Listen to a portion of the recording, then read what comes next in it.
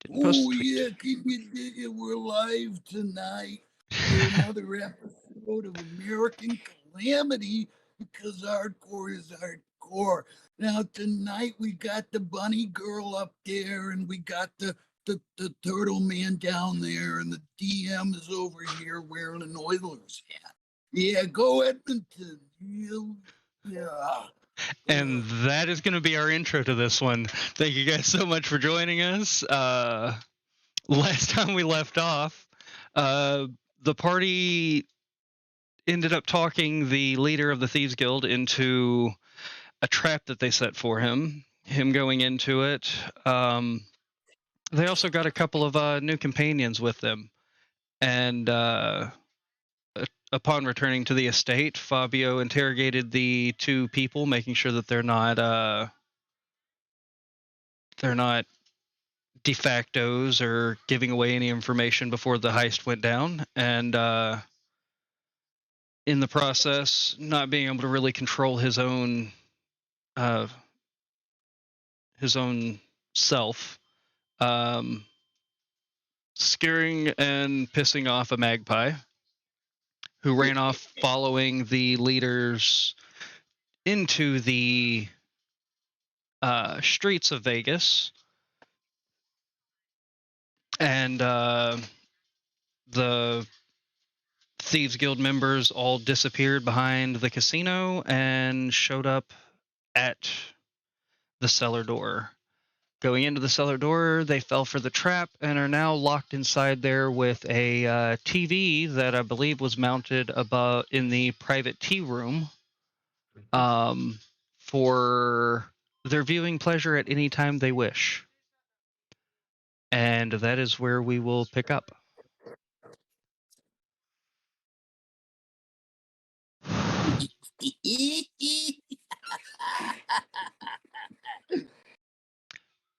Now, for Seamus. Seamus has been passed out for the past couple of days after the long days of travel and multiple questionable food sources. He passed out on the couch, waking up to the sound of laughter in the tea room. I go check it out. All right. You wake up coming into the tea room. What you see is the group around a strange square box, watching as multiple things unfold on it. And at this moment, what you see is a couple of guys running through the halls, going into some doors, coming out of other doors, while there's multiple scary visages of things following them, almost like a scene from Scooby-Doo. No. Oh, this is new. Magpie has been up all night watching. I sit down and watch. All right. And what did we end up calling? What was the name that we came up with for this? It was wasn't television. It was something. We didn't yet. I thought we came up with a name for it. The bird was trying to see if he could syndicate this shit. Oh yeah, he was wanting to turn it into a business. Well, what we essentially did was trap the very pompous and self-righteous leader of one of the Thieves Guilds into our own little trap, and they're stuck there forever until I either dispatch them or get bored of what they're doing, and then I'll send them off into another dimension.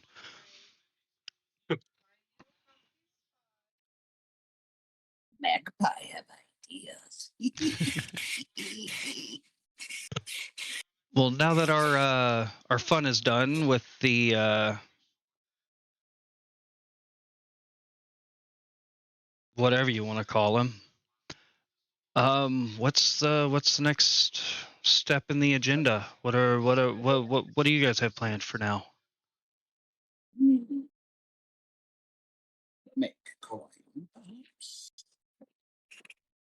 I'm sure there's plenty of that to be done in this continent.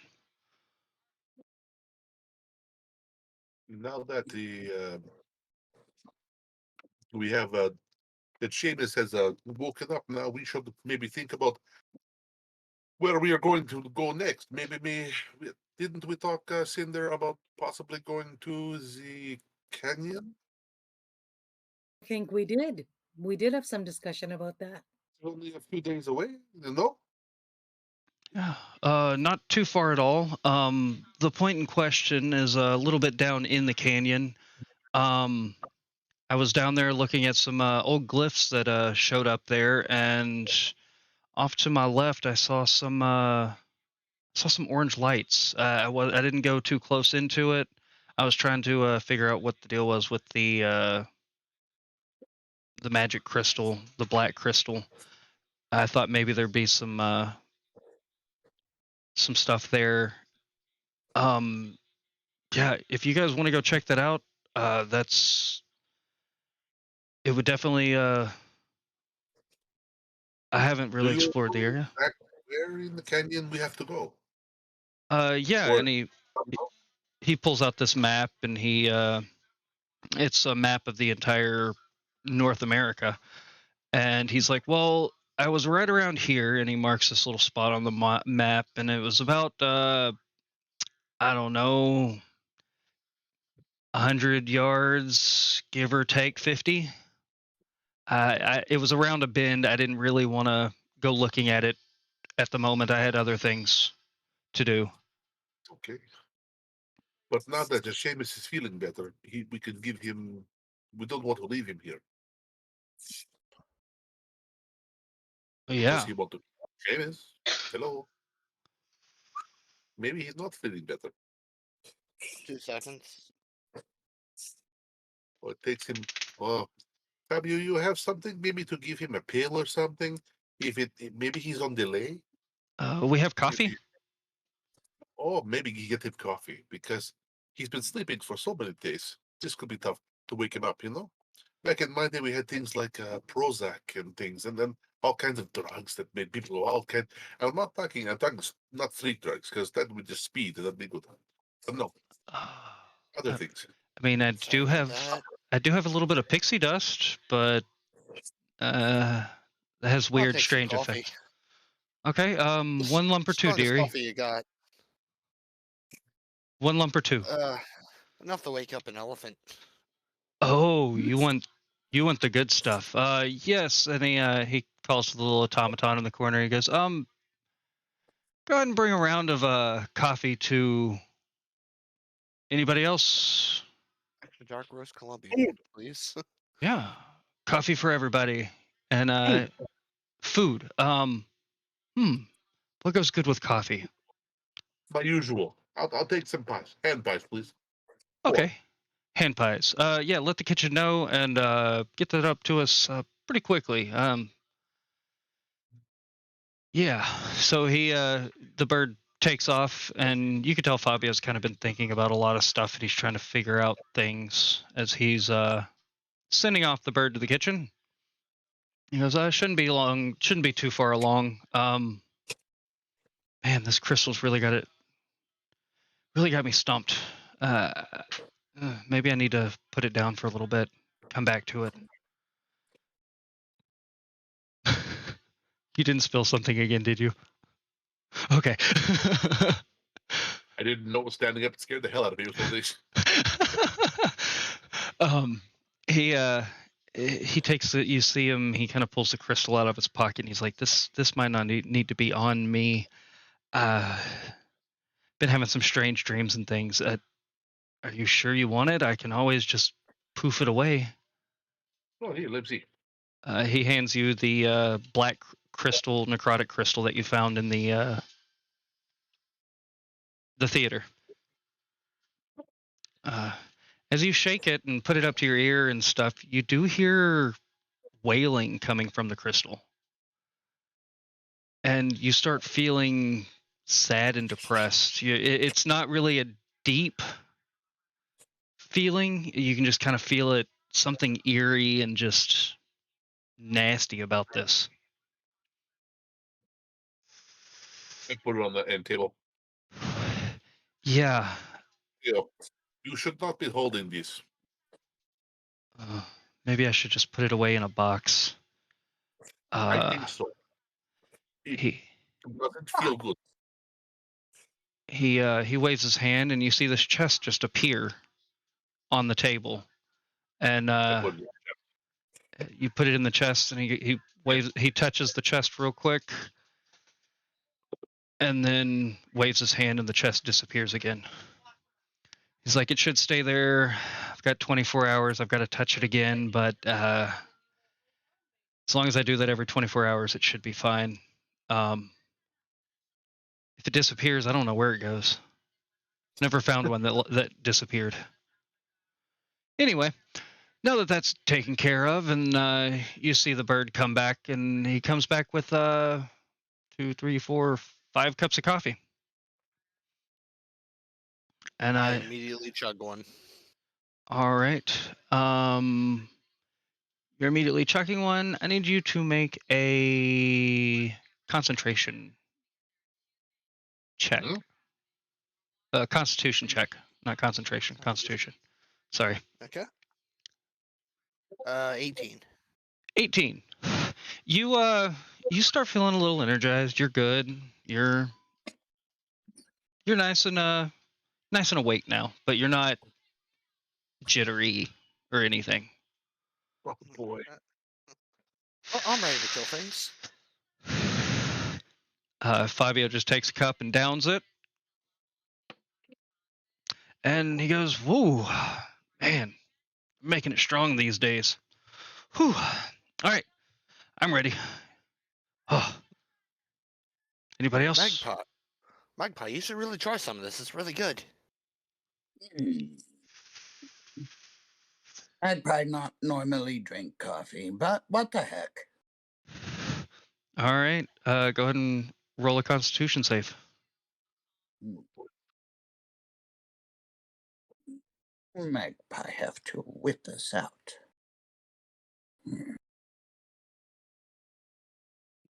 Anybody who's drinking the coffee, go ahead and make a Constitution check. That'll be a big fat 10. 10. You start feeling a little bit jittery. You start feeling you feel speedy. You feel like you're ready to just go. And for the next 4 hours, you have the haste spell upon you. The effects of a haste spell. You are hasted. Cool. Morium, you're hasted as well. You're jittery, and you're sitting there and you're just eating pies, and it's just going. Like you're chowing through them, almost like a typewriter. Just Cinder, it's pretty good coffee. Yes. You feel fine. You have a couple of they made these little bitty tiny pies filled with chocolate. And you're just sitting there munching on a little pie, sipping your coffee. Excellent. So we're going to the Grand Canyon. I need a minute. I'll be right back. Okay.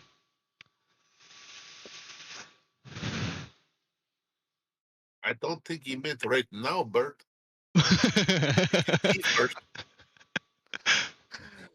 So remind me, what's in the Grand Canyon? Well, I was there and I was doing some research, trying to figure out about this crystal, the crystal that he put in the chest, and Fabio's talking quick. And he goes into explanation of there's been runes found in the Grand Canyon. He was down there reading them, and a purple glow came from his left side around a corner, and he was like, nope, not my problem, and left. All right. It sounds like a job for us, I guess. Have we ever actually come up with a party name? A group name, something to call ourselves, something for people to identify ourselves, or us as a group. I don't think we have. I'm sure the bird has many ideas. But, Coffee coma. Ideas about what? We don't want to tell you. We don't. It's what we want to call ourselves. Seamus was asking what we want to call ourselves to be identified to everyone else. Now that we have decided to stay together and work together as a team. No? Mm, Fabio kind of chimes in and he's like, we could be called Fabio's Fantastic Circus. Oh, I think we are good. Obvious fanatics? Oh, well, it doesn't have to have my name in it. It could just be the circus. No, crap. Too many ideas. Too many things going through my head. Might be something we workshop. We-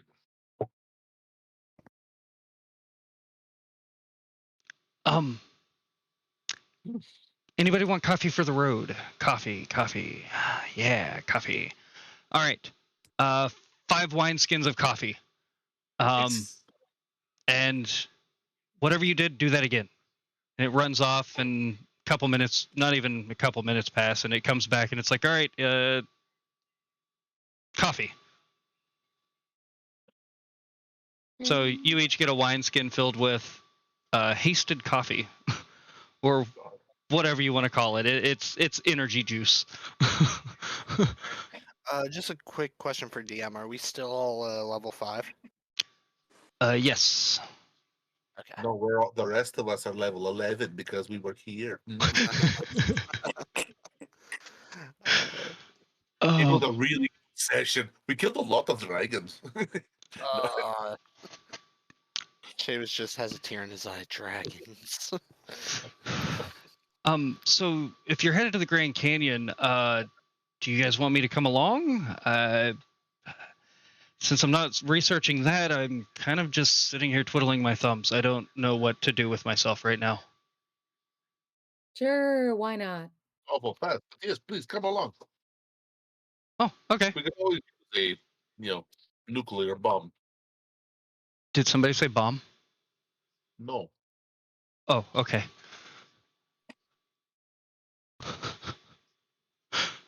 And so you guys finish your coffee and your little tarts and tartlets, and there are some left over if you want some to take with you. And he goes, all right, so how are we traveling? You guys still have those horses, or? Oh, they're in the stables, but yes. Yeah. Okay, awesome. Haven't traveled on land in a while. This will be fun. How'd you teleport? Yes, I normally can teleport. I'm kind of tapped at the moment, but yeah, we could definitely teleport. Oh man, I was kind of looking forward to just having a land journey. Oh, let's go on the adventure. It's only a short jaunt. We'll take the wagon. It's good. Yeah, it's Land just, journey it is. Your friend. It's about the journey, not the destination. I swear I heard that somewhere before. Indeed. Tinder. I think Yes, when I sir. jump back in and out of my shell, one of my arms is shorter than the other. Can you check? I can check. Go ahead and roll an investigation check to see if his arms are shorter. I pull out some rope from my sack, and my rope doesn't tell me squat. 6. Morium, are you making one look to be shorter or no? No, I'm thinking what would be interest me I would be popping one arm out, and then the next one, and the next one.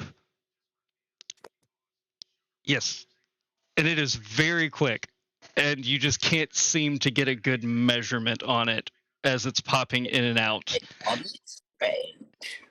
No. It's what what I would be doing as a turtle who's basically high on speed, trying to figure out how fast I can get it out of my shell and if it's affecting the length of my arms. Stop moving. It's kind Oh, of like probably trying to a minute. put night clothes on a child. It's just there's no hope. Like boots on a dog. Yep. All right. So, to the stables, or is there anything else that we need journey wise? I haven't really been on a journey in a while. We Well, are what, prepared. 3 days out, 3 days back, plus the time we're gonna be there? Do we have enough provisions for that? I will go stock up in kitchen. That's where we'll stop on the way out. Fabi, do you mind if I borrow a book from your library? What book? There's one I was looking at. It was about, I think they were like halflings or something like that. They were going to a journey to. Now, there's a halfling and a few dwarves. They were going on a journey to like a lonely mountain to like take it back from a dragon or something like that. I believe it was called The Hobbit. Yes, the Wheel of Hobbits. Gotcha. And he's like, yeah, sure, that one's safe, I believe. And he retrieves the book for you, and you have the journey of the little people to the mountain. Morium stopping by the kitchen. You walk in, and all of them go, "Oh, Morium!" Everyone! You've kind of become a staple around here because you're requesting very interesting foods that they don't normally prepare. Perfect. I need as many hand pies you have so I can feed myself and my friends. I know it's tall order, but please do. You need hand pies, meat, cheese, fruits, sweets. What's on the menu? No, that's good. Okay, a mix bag. Gotcha. And they all kind of. All together. Together be no good. Separate though, please. Oh. Oh, okay. We can do that. And they start working, and short time later, you end up with 40 pies in total. You have 10 meat pies, 10 s'mores pies, 10 vegetable pies, and 10 whatever type of pie you decide. Take my water skin and fill it with Fabio's tap water. All right. Tap water wineskin. You guys, during your rests and things, I'll go ahead and say that you guys have taken baths and things, so you can add an inspiration to yourself and 4 temporary hit points. Yay. I'd like to head to the store, to the shop. Would anybody like to come with? Sure, I'll I come. think that would be a great idea. Okay.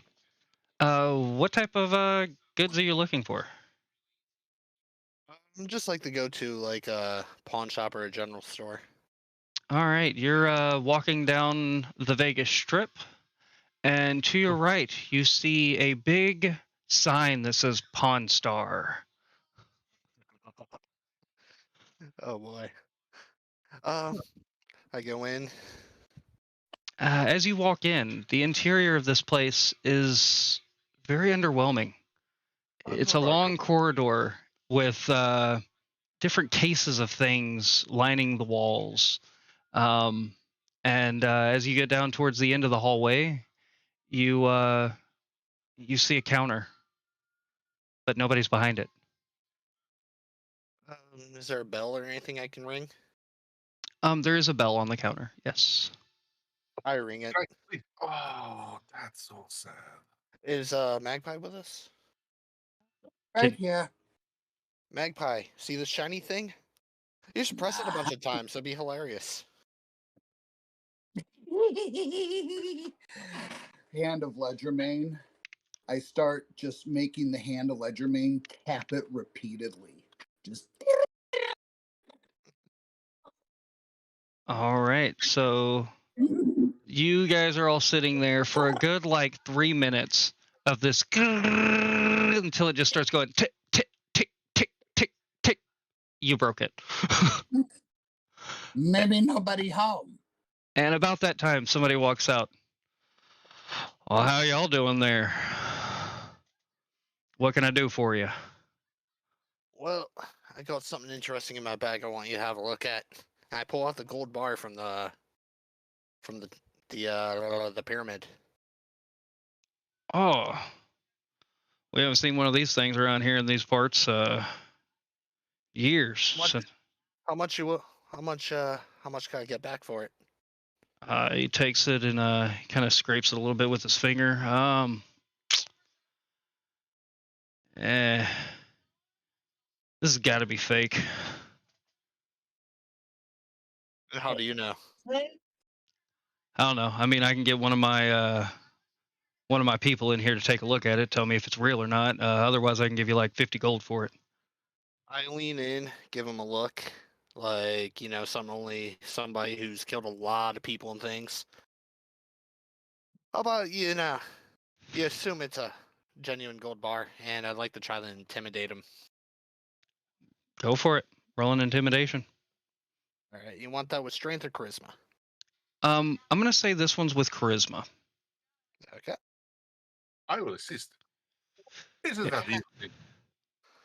Good thing too. So 16. 16. He goes, I'm sorry, Sonny, but you don't scare me. You see that revolver over there? That's pre-calamity. That thing shot more people than you've probably ever seen in your life. I can get my specialist in here, give it a look. Sir. If you think he's totally on the level, I think he's a good guy. I persuade you to, sir, look at this and look a little deeper. Scrape a little more off the side. You could tell it's real. He does not lie. He is incapable of it. It's actually a genetic trait. He's not capable of telling a lie. Mm-hmm. I just kind of look at the shopkeeper and give him a nod. He looks at you, squints his eyes. He reaches out and pinches you on the shoulder and goes, "Did I just pinch you?" You did, and you're lucky that hand's still attached. DM, I would like to cast Prestidigitation on the gold bar and say, maybe you have another look at it, yes? Maybe you didn't look close enough.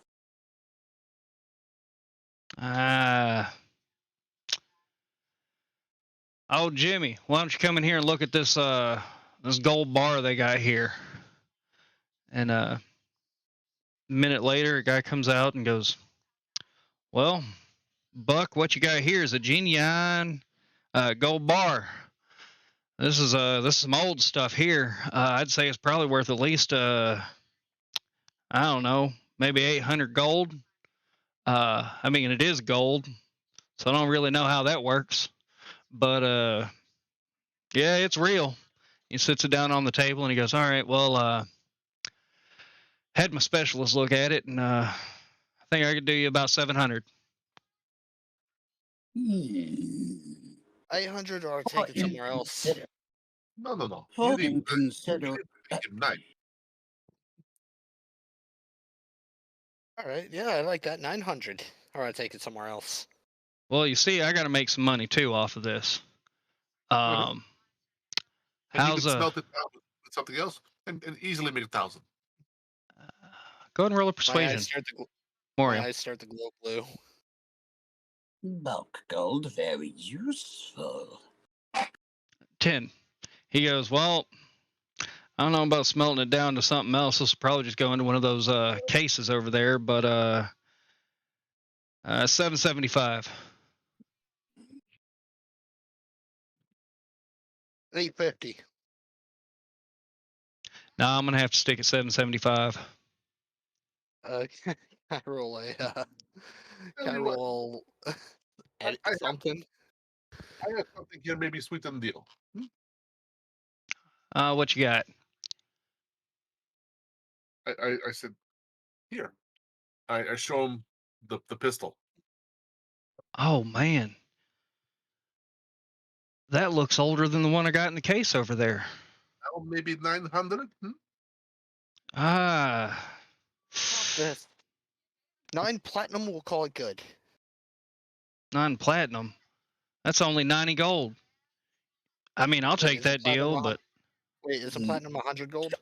no, platinum's 10 gold each. Don't listen to the dwarf is a nice guy, but he doesn't know exchange rate. No, it's 90 platinum. Oh shit, my bad. You know- Okay, 90 platinum. You know what? I could probably do 100 platinum if you had any bullets that went with this gun. I have 2. All right, give me those 2 bullets. I'll give you 100 platinum. That sound good, everybody? This works. All righty. Agreeable. Jimmy, ring him up. He takes the items and starts putting them in, and Jimmy's over there at the register. He goes, "All righty." He said, "That's 750 for the gold bar, and then that's another. No, he said 775, didn't he? I'm not good with math. Yes. 5 plus 250 I for swore, the I for swore, the gun and bullets. I- Yes. I What? Sorry? swore I heard the full 900 gold. 900 gold. The math just don't add up. Here's 100 platinum. Take it. Give me a headache. I can't do this math stuff. Wait a second. I do believe he did say 900. I think he said 110 platinum, did he not, guys? Possibly, yes. 110. Possibly. Did you say 100 or 110? He goes, no, I definitely said 100. Just give them their 100 platinum. I got stuff to put in the cases. Is anybody looking around the store at this moment, Cinder? You're the one that hasn't been really interjecting on this. Anything you're doing in this moment? I'm just keeping an eye on the transaction. Alrighty. Magpie, wonder what kind of daggers you have in stock. What kind of what? Daggers. Daggers. Oh, you mean them little short knives? Yes. Well, I got a slew of those over here, and he pulls out this crate and puts it down on the deal. You know what? Daggers. That's about I don't know. What do you say? 10 silver a piece.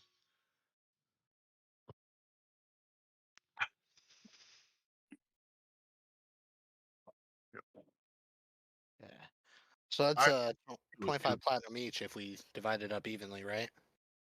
Yeah. That works for me. Sure. That works, yeah. All right. I want to look. Okay, go ahead. I'm sorry. So as he's looking at the daggers, I just take the platinum and split it up evenly along 4 ways. Alrighty. Sounds like a plan. Do you carry any magical items? I mean, all this stuff's magical. Anything like in a magical instrument of some sorts? No?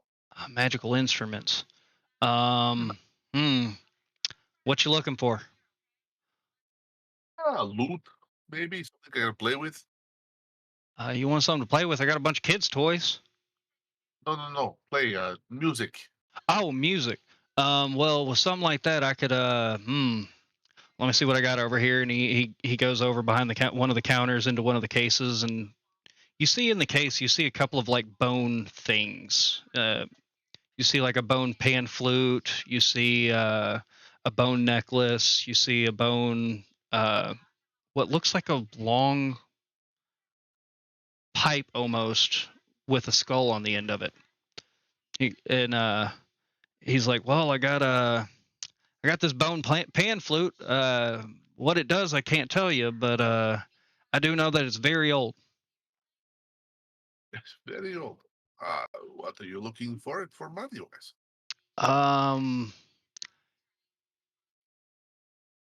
Well, maybe I could probably part with this 10 gold. That sounds fine. I will take it. Alrighty, you can add a bone pan flute to yourself.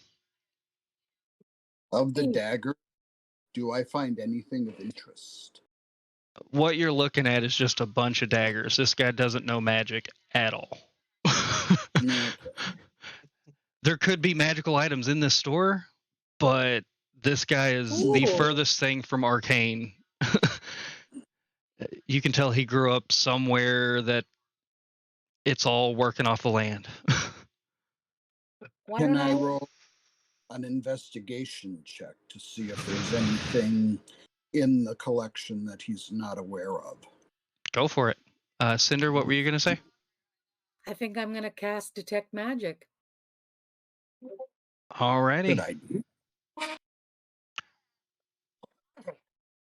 With that 21, you're looking through and you do see a couple of really fancy looking daggers that they kind of have this gold filigree on them, and they're kind of a shiny greenish silver color. But other than that, everything they all just kind of look like daggers. Magpie will buy these. All right. And as you're casting detect magic, what you do see is in that case that he was pulling the bone items out of, the bone pipe looking thing with the skull on the end of it is glowing. You do see a couple of other small rings inside the shop that are glowing, a necklace, and you see one staff on a line of just wooden staffs that's glowing. I share that with the party. I point the items out. And I ask about cooking utensils, if there are any cooking items that are up for sale. I got an old pot in the back. I can bring that out. It's cast iron. Can't go wrong with cast Boy. iron. Once it's seasoned, it's Already got always a good. I've already got a silver pot. Cast iron's awful heavy. It's heavy, but I'll tell you what, it'll make your food taste real good. What you want for it? I'm looking for about 30 gold. 30. How much for the rod too? The other one you had in the case with the flute. The one you had with the flute, the bamboo rod. I think that's what it's called. I don't know, some type of wood. You know what? I can get rid of that for like 5 gold. Okay, so what do we put make package deal? I Anything agree. because we're picking up provisions. Anything that put it all together, then we'll give you a group price. No? Okay, just let me know what you want, and I'll add up the totals. Honey girl, bad girl. These daggers magical? Yes? No? Are they magical? They do not glow. They're really pretty though. Hmm. I'm looking for a set of Okay. They're shiny. set of mason tools if you got any.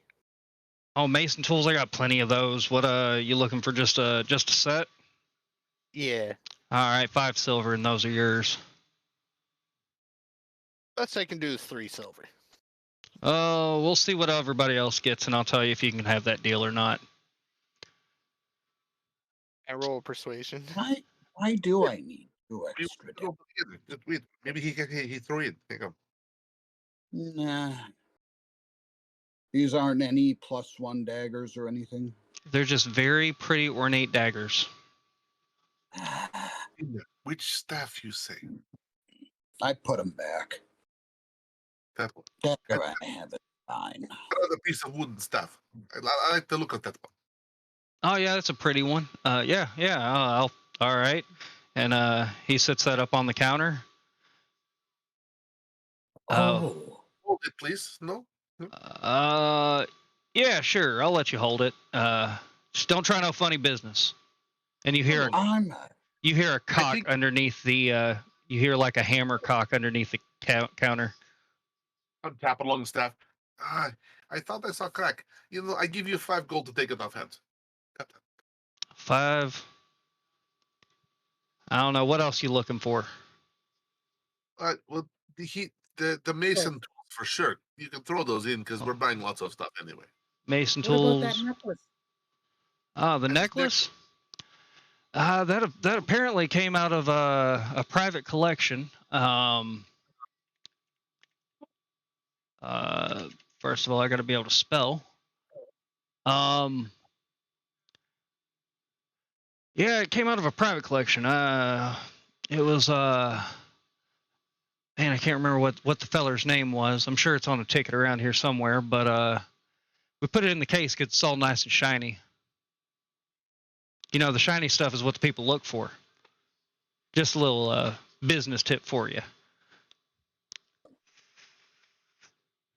That necklace, you know what? I could probably get rid of that for by itself. It'd probably be at least 25 gold.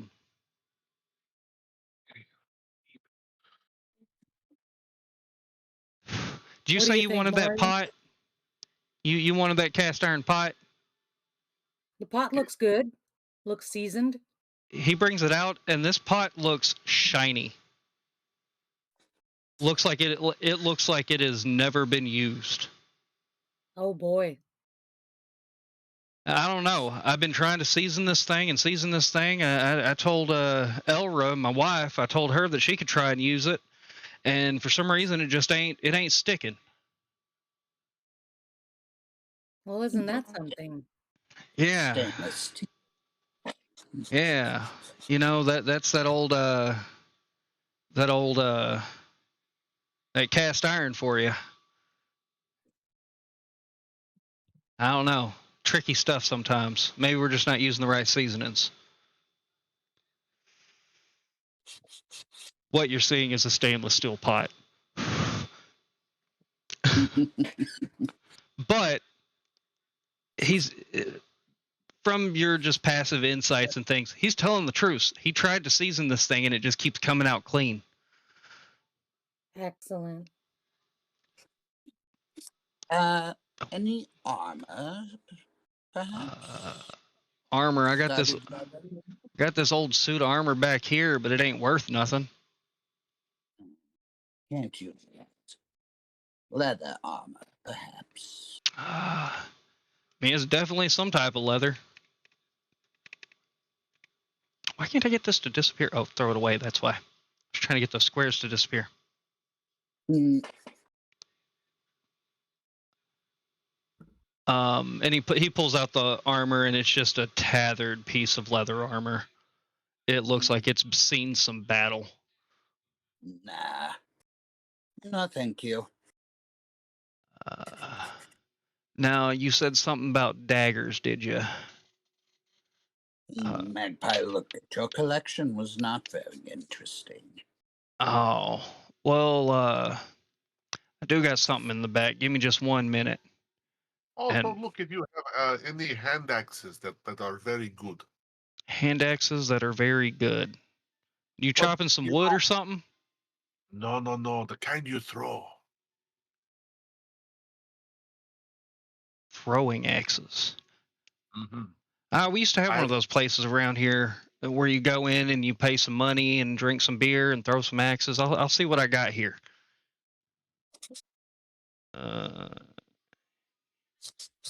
And he's looking for. Don't worry, everyone. We'll just take it out of our group treasure. We have lots. Nothing here is expensive so far. The Seamus? silver pot. I'm not sure about it. No, it's okay. Anything else you guys want? Just say. We have lots of money. He does. PU-36 space modulator. I whispered to Miriam, I don't think these guys have any idea what they're talking about. No, this is okay. We are not. Sometimes the galactically stupid is just sometimes we got to take advantage of it. Shh. He pulls these. He comes back out and he's got a dagger in one hand and he has a axe in the other. Oh crap! My sheet disappeared. Just a second. Maybe we can get another axe for the other side of your hip, Seamus. He's like, well, I got these two in the back. I don't know. The feller told me they're special. I don't know much about them, but I you know what? I can give them for what I paid for them, and I paid 5 gold each. 5 gold for the dagger and 5 gold for the axe. May I inspect a dagger, please? As long as there's no funny business. And he hands the dagger over. He doesn't know Magpie very well, do he? And Sleek. as soon as you unsheath it, you hear another click behind the counter. Yes, yes, Magpie, here your hidden weapon. Magpie, not stupid. Is there what can I tell about the dagger? The dagger looks pretty ornate. Looking over it, it has some engravings and things in it. You can tell that Morium would know more than Magpie, but these are runes that are on the dagger. I'll hand it to Morium. Hilt first. Your opinions, yes? Morium, roll an Arcana check for me. What better Arcana would be? 12 is enough. Looking at these, you can tell that these daggers, they'll do a little bit more damage whenever he swings it. It's a +1 dagger. The runes maybe help you with cut a little deeper. It's good. Very good. We'll buy. It's okay. Put in pile for sure. Yeah. I I lean over. see can't put it in the pile. And the hand axe? The hand axe, it has some feathers around the bottom of it, wrapped in leather in the hilt, and it looks like. Would you use Seamus? I already got 2 hand axes, but give me just a second. I have an idea. I lean over to the shopkeeper. Listen, I'm a dwarf. Obviously I know a lot about metals and metal craft and all that. I know a fair bit about magic too. Allow me to cast a simple spell that'll let me identify the exact magic, even if that dagger is magic. And I'd like to try to deceive him and fake cast a spell. What spell are you trying to fake cast? Identify, or the magic one there where you... Identify? Yeah.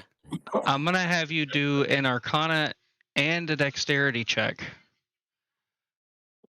And that will determine if you can actually perform it to your knowledge. Okay. Again, I'm not actually like casting a spell. I'm just pretending I am. Yeah, but you have to know how the spell's casted to be able to fake casting it. Okay. 18 on the Arcana. Can I give him 10 on the assistance dex. on the dexterity? No, this is all one. You definitely, especially you not being a magic user in that sense. This is So I got an 18 on the Arcana, 10 on the dex. All right. You start. Oh no! Wait, Seamus, you forget.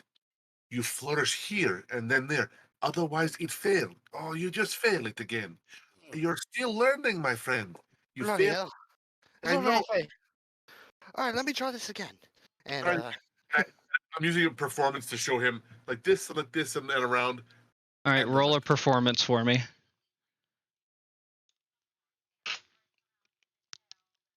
Better. 16. All right. With this, you're both kind of going through the motions, and Morium's kind of showing you how to do it a little bit better. And a couple of times you go to flick your wrist, and it just looks awkward. But Morium readjusts it, and he's like, "No, it's not a flick and swish. It's a swish and flick." And when it does the swish and flick, I use prestidigitation to shoot some sparks out of his fingers. I don't know what type of hocus pocus you guys are into, but holy shit. And He's like, Well, well, what do you see? So I'm just kind of holding the dagger. I'm looking at it, and I'm like, oh, that's rather unfortunate. Listen, friend, this dagger's not magical. So I mean, it's rather ornate, but I don't think it's worth more than 2 gold. Roll real quick. Nah, I'm gonna have to stick with my guns. I paid 5 for it. I gotta at least get my 5 back. Friend, I'm afraid he got ripped off. If I got ripped off, then whoever buys that dagger is gonna get ripped off too, because I ain't going any cheaper. Right. If you oversell this dagger, I'm gonna go tell everybody that you're a scam artist. And listen, neither one of us want that. Look, I never said it was magical. I just said it was fancy, and a fancy guy gave it to me. All right, 3 gold. I'm gonna have to stick with 5. That's already a discount because I'm getting all this other stuff at a discount. You're getting it for 5 gold. Mm. Well, you know, 4 Yes. gold, 5 silver. Less embarrassing. 4 gold, 9 silver. Mm, 5 gold. All right, you drive a hard bargain. I reach into the bag of holding and just drop 55 gold on the table and go, "This is what you asked. Take." Okay, sounds good. Looks good to me. And he grabs I it, pull- but pull everything across. yeah. And he's like, "Well, you gentlemen have a mighty fine day. If you need anything, you can always come back here to the Star of the Ponds, and we'll see you around." Good. Seamus, it's nice dagger. You take. It's okay. I covered it. How did we Oh. buy? You got a magical pot that magically cleans itself. Oh, You also got a ornate necklace. If you want to identify it, I can give you what that is. You got a +1 dagger, and you got a very fancy looking axe at the moment. Well, I we had had it, a staff as well. and you had the staff. Staff Sorry. and bamboo rod. That was the other things. Yeah. I feel like we've totally robbed this guy blind. He didn't know. You totally did. These guys are not the He smartest. deserved it. He deserved it. I'm sorry. There's just I'm even writing on thieves' cant outside the building. This guy's an idiot. Doesn't know what shit he has, and great prices. Can't math. You're going to get arrested for graffiti. Not writing on building. I don't know what you're writing. Put the pictures and symbols. I know. Just a second. And then I sign it with a dick butt. All right, fair enough. A thieves can't dick butt. All right, how much was the mason's tools again? 5 silver. No, we're all covered. Party charter. I wouldn't feel right, so I just passed 5 silver to Miriam. And then so I have the necklace, the dagger, the axe, the staff, and the pot. and the necklace. Yes, the necklace. Yep. So a dagger, a fancy axe, a staff, an ornate necklace, and a magical cooking pot, and the tools. Yes, and the tools. The tools aren't magical; they're just mason's tools. I was trying to figure out what magical items I had. Ah, Necklace, staff, dagger, pot, rod. Yep. Okay.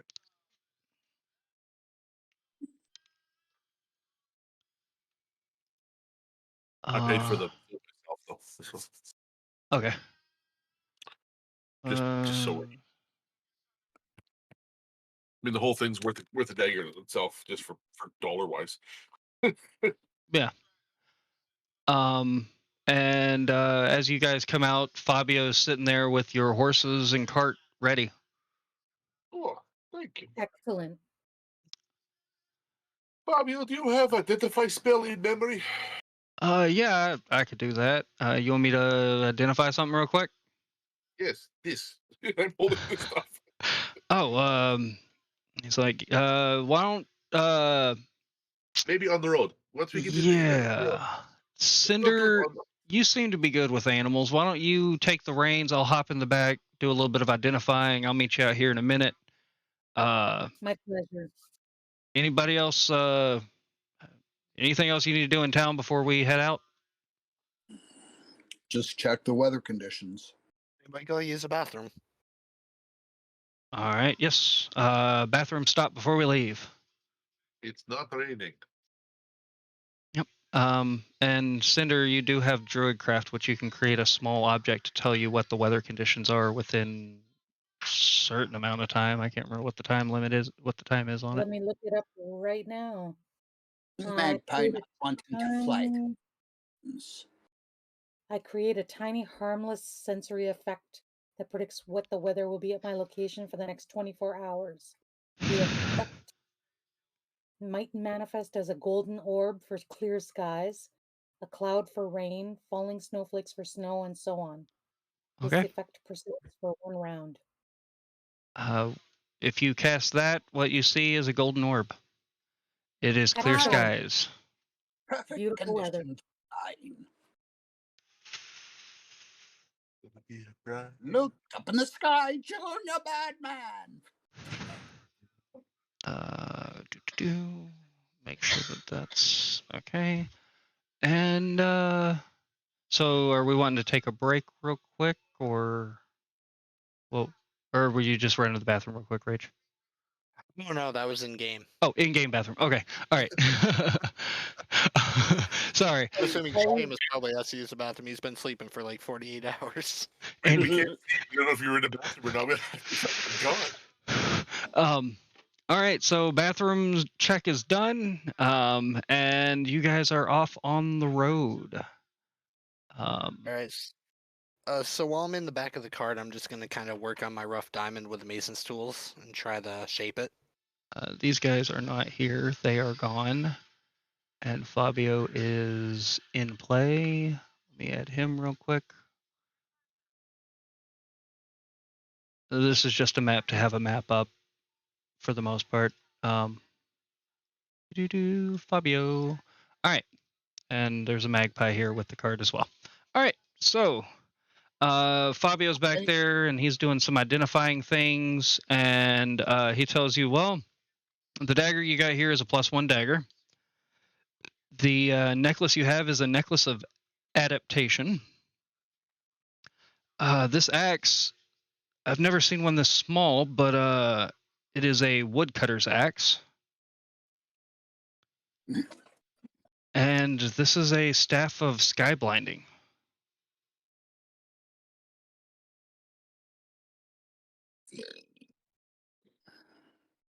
What about the rod? The rod it's a staff of sky blinding is the term you can search in D&D Beyond, but it's a rod. Or was there two different items? I don't remember. That's okay. DM, I'm flying at 500 feet to provide overwatch for the carriage. Oh, and a diva flies out of nowhere and no, I'm just kidding. All this going on, just sitting in the back, working on shaping my Time to diamond do with that mason's Top tools. Gun stuff. Sorry, necklace of Adaptation. Adaptation. adaptation. If there was a rod, the rod was an immovable rod. Another one. Yes. Okay. It was the bamboo rod. Is what it was. Yeah, the bamboo staff or the bamboo rod staff. I messed up my words there. Is the sky blinder? Okay, never mind. Sky blinder. Yeah. Oh, that's what I should have bought. Goggles. I think that's how it's. Sky. SKY. Sky blinder staff is what it's called. That's what it is. I wrote it down wrong. Oh, there it is. Okay.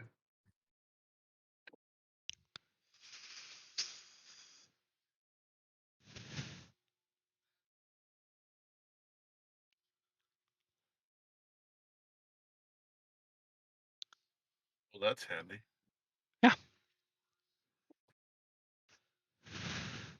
And Magpie, go ahead and roll me a perception check while you're way, way up in the sky. 500 feet, you said? Yeah, about 500 feet. And what's That your...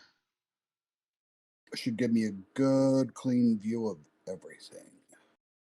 And what is your... what is your vision? 30 foot? Do you have dark vision? You don't have dark vision. Okay, cool. I was just trying to figure out a limit. You have a 60-foot vision. Yeah. Okay, well then I'll drop my altitude to 60 feet then. Okay.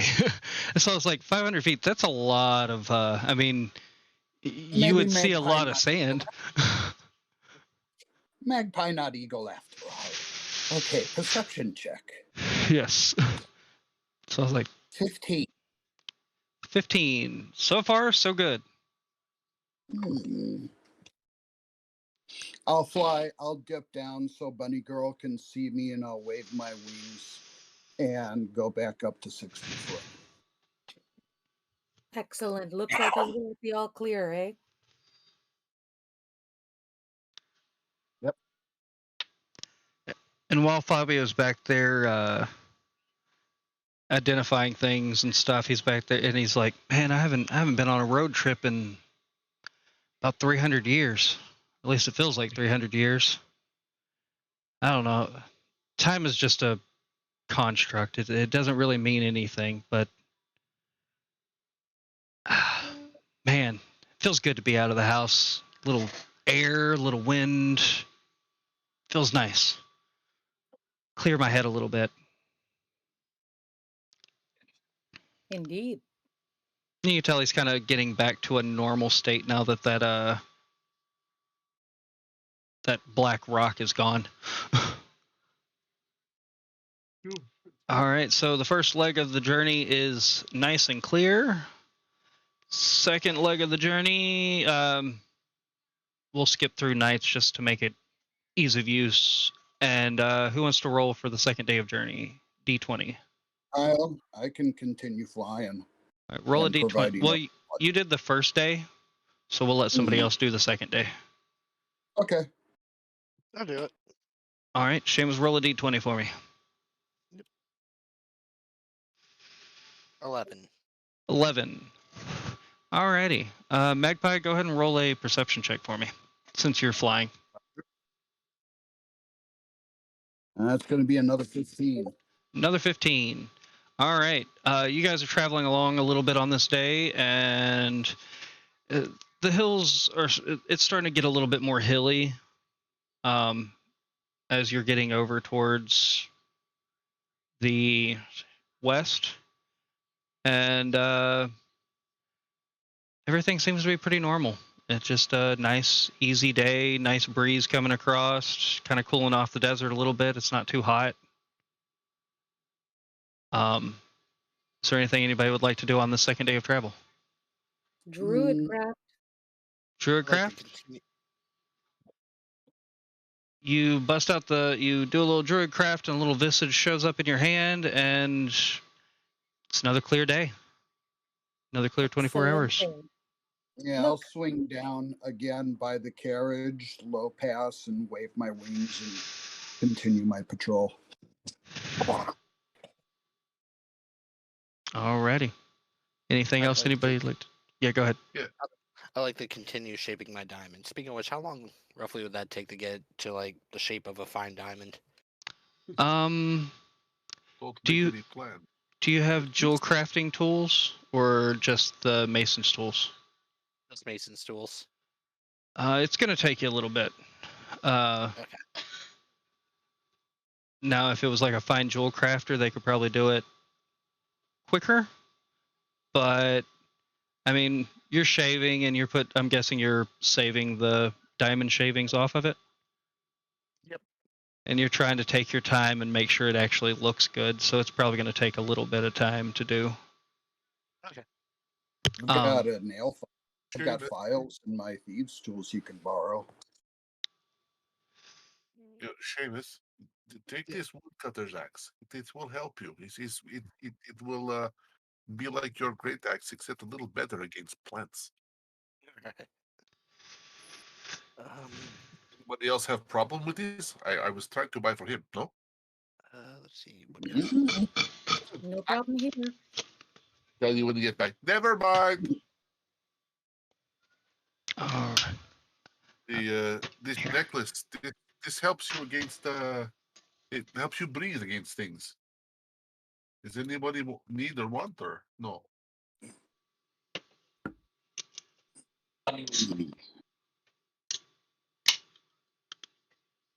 Right, there's only my belly. Who normally up front? Probably. I'm thinking that Seamus go up front because this is for the necklace helps for breathing. Allow people to breathe if you're in place where breathing is not good. Oh, I'm in the back just working on my diamond. Well, no, like in battle. I'm guessing. Oh, in battle, yeah, I'll be up front. Just keep cutting your stone. I'm talking to Cinder. Thank you.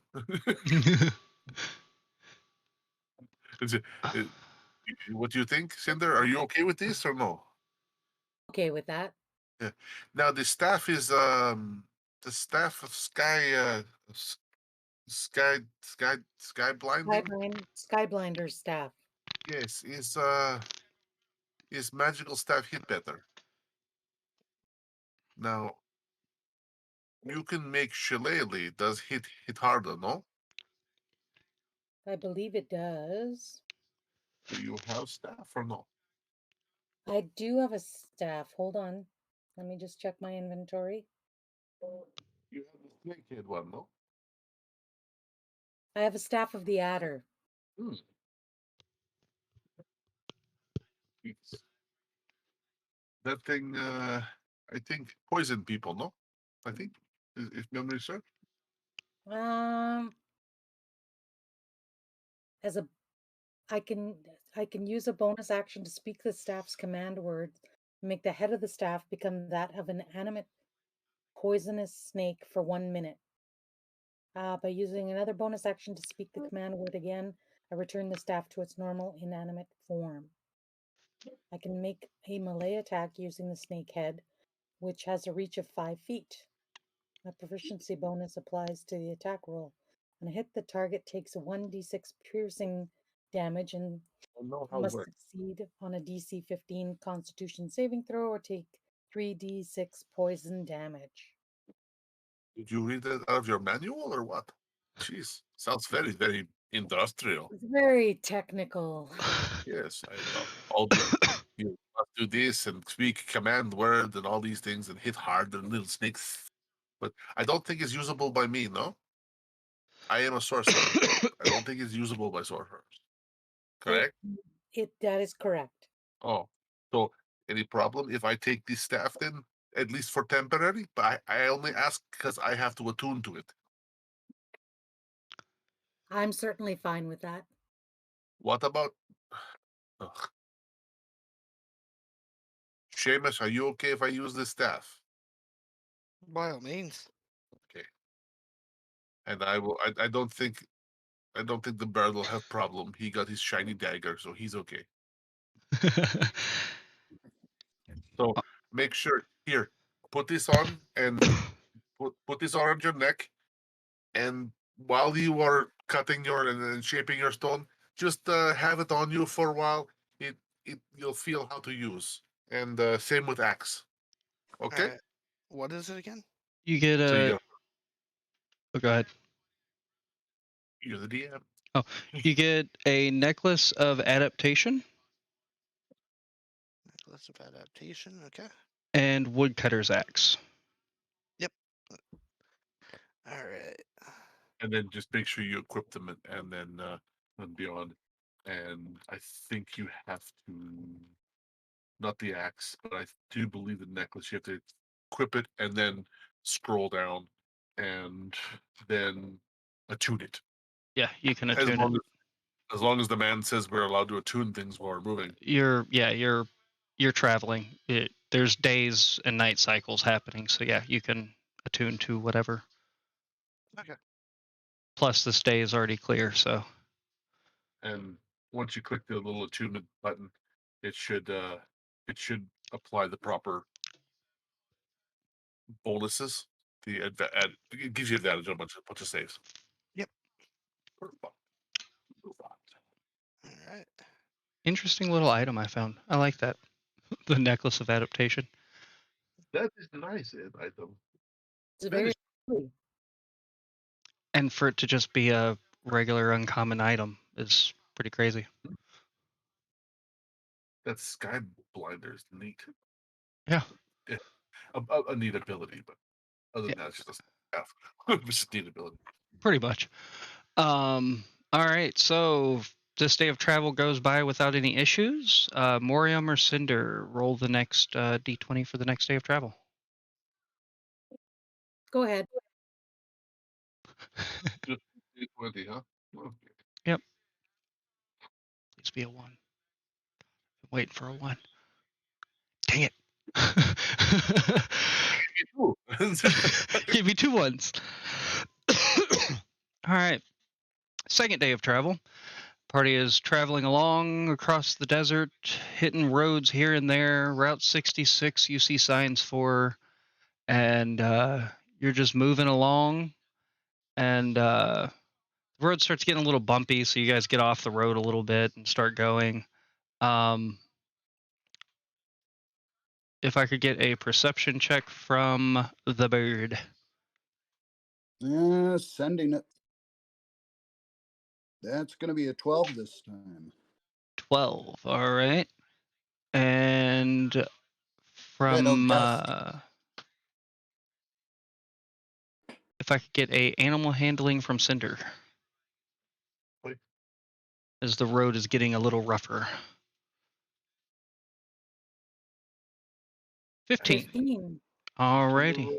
You're moving along, and it's slowing you down a little bit, but you're able to maneuver the horses around to where nothing happens. And it does slow you down. It's going to take about one more day to get to your destination. That kick you in the dingleberries.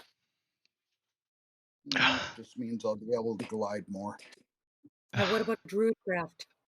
Your Druidcraft comes up, and it's another golden orb. Oh, Excellent. hoping for snow. Not yet. Not yet. There's got to be stuff that happens for snow to happen in the desert.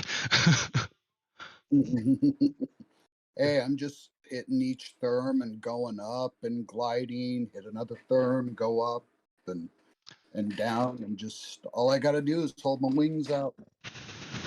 All right, everybody is attuned to their attunement items, and this day of travel goes by slow, but nothing gets hurt unless you want to push it. You can go a little bit quicker, but depends on how much you want to chance something happening to the cart or the horses.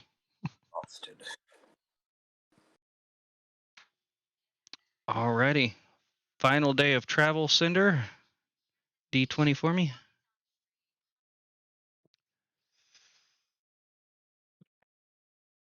Snow maze. 11. And 11. This time, let me roll this real quick. All right. If you want to roll another perception check. Gotcha. This is gonna be 25. That was a net 20. All right. You start seeing a giant chasm coming up.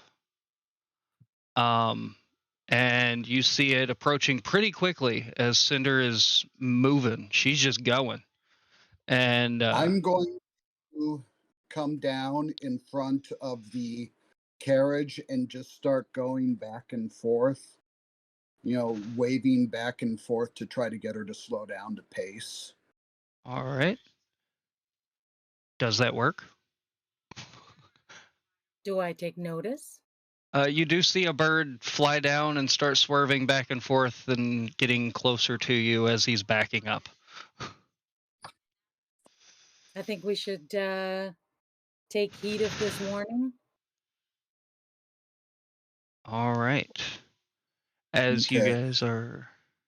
I'm going to start veering off slowly so that she avoids running over the side of the canyon. All I right. just kind of glance back to make sure that she's following.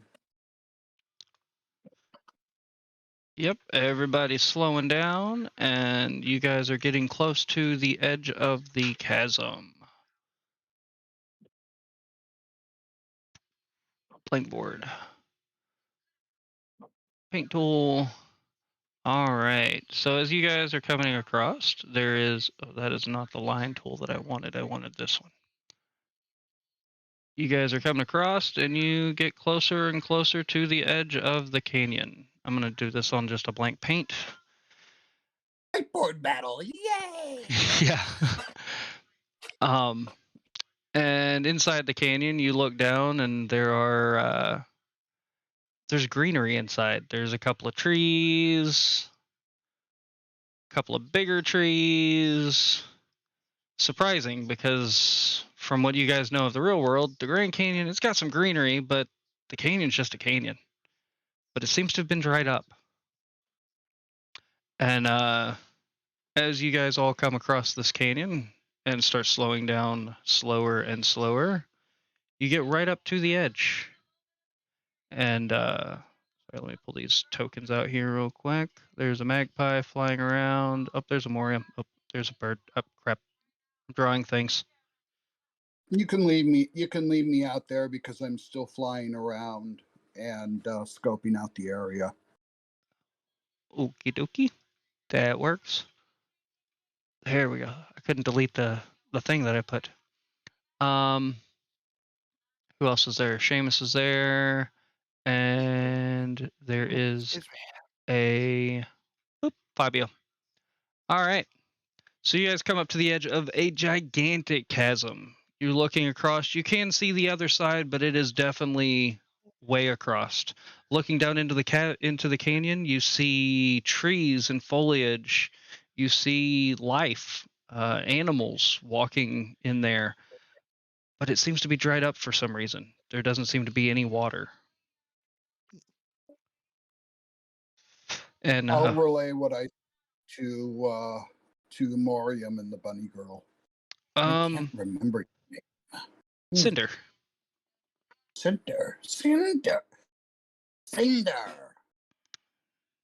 You are about, put them actually in squares, 5, 10, 15, 20, 25, 30. I'm going to say you're about 35 feet out. Okay. As you're across the canyon, you can see the other side, but it is way over there. We're here. And Fabio goes, this looks like it should be the spot. If my memory serves correctly, we can go down the side of the canyon a little bit over this way. And he starts walking over here to the edge, and he looks down, and he's like, oh, it's right here. It's this little path that you see, a little dirt path that goes straight down. And he says, the rune should be down here somewhere. Now, just hear me out, but what if we teleport down? What if we let the men go down and take a look first before bringing entire party into obvious trap or ambush or something? Not saying there would be, no. The smarter move, maybe, yes. What time of day is it, sir? Midday still? Right now it's about midday.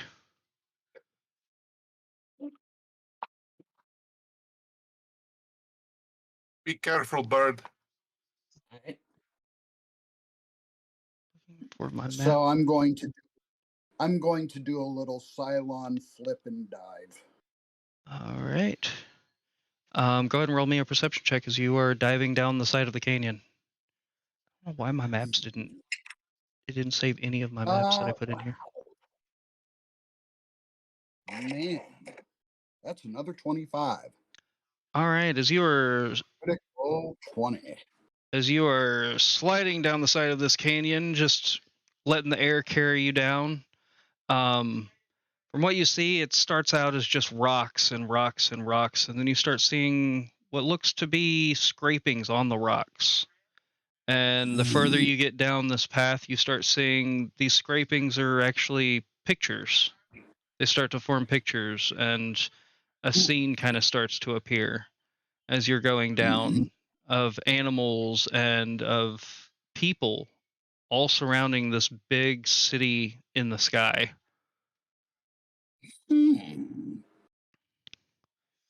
Okay, I'm going to fly back up to Fabio and report what I saw. Yeah, that's what I came to look at is the city in the sky. The city in the sky was was I believe it was pre your time, Morium and Cinder. Uh, it's very old. It's before the beginning of time, as he air quotes, at least recorded time in history. This place the whole world used to be full of magic, and it got there was some mages that were fighting over the power of the magic and trying to become the bigger guy, and eventually the folks decided that they were going to harness this magic and put it into what we now refer to as ley lines. It spanned the globe and spanned the entire Earth, and it was a network that wasn't supposed to ever be tapped into again.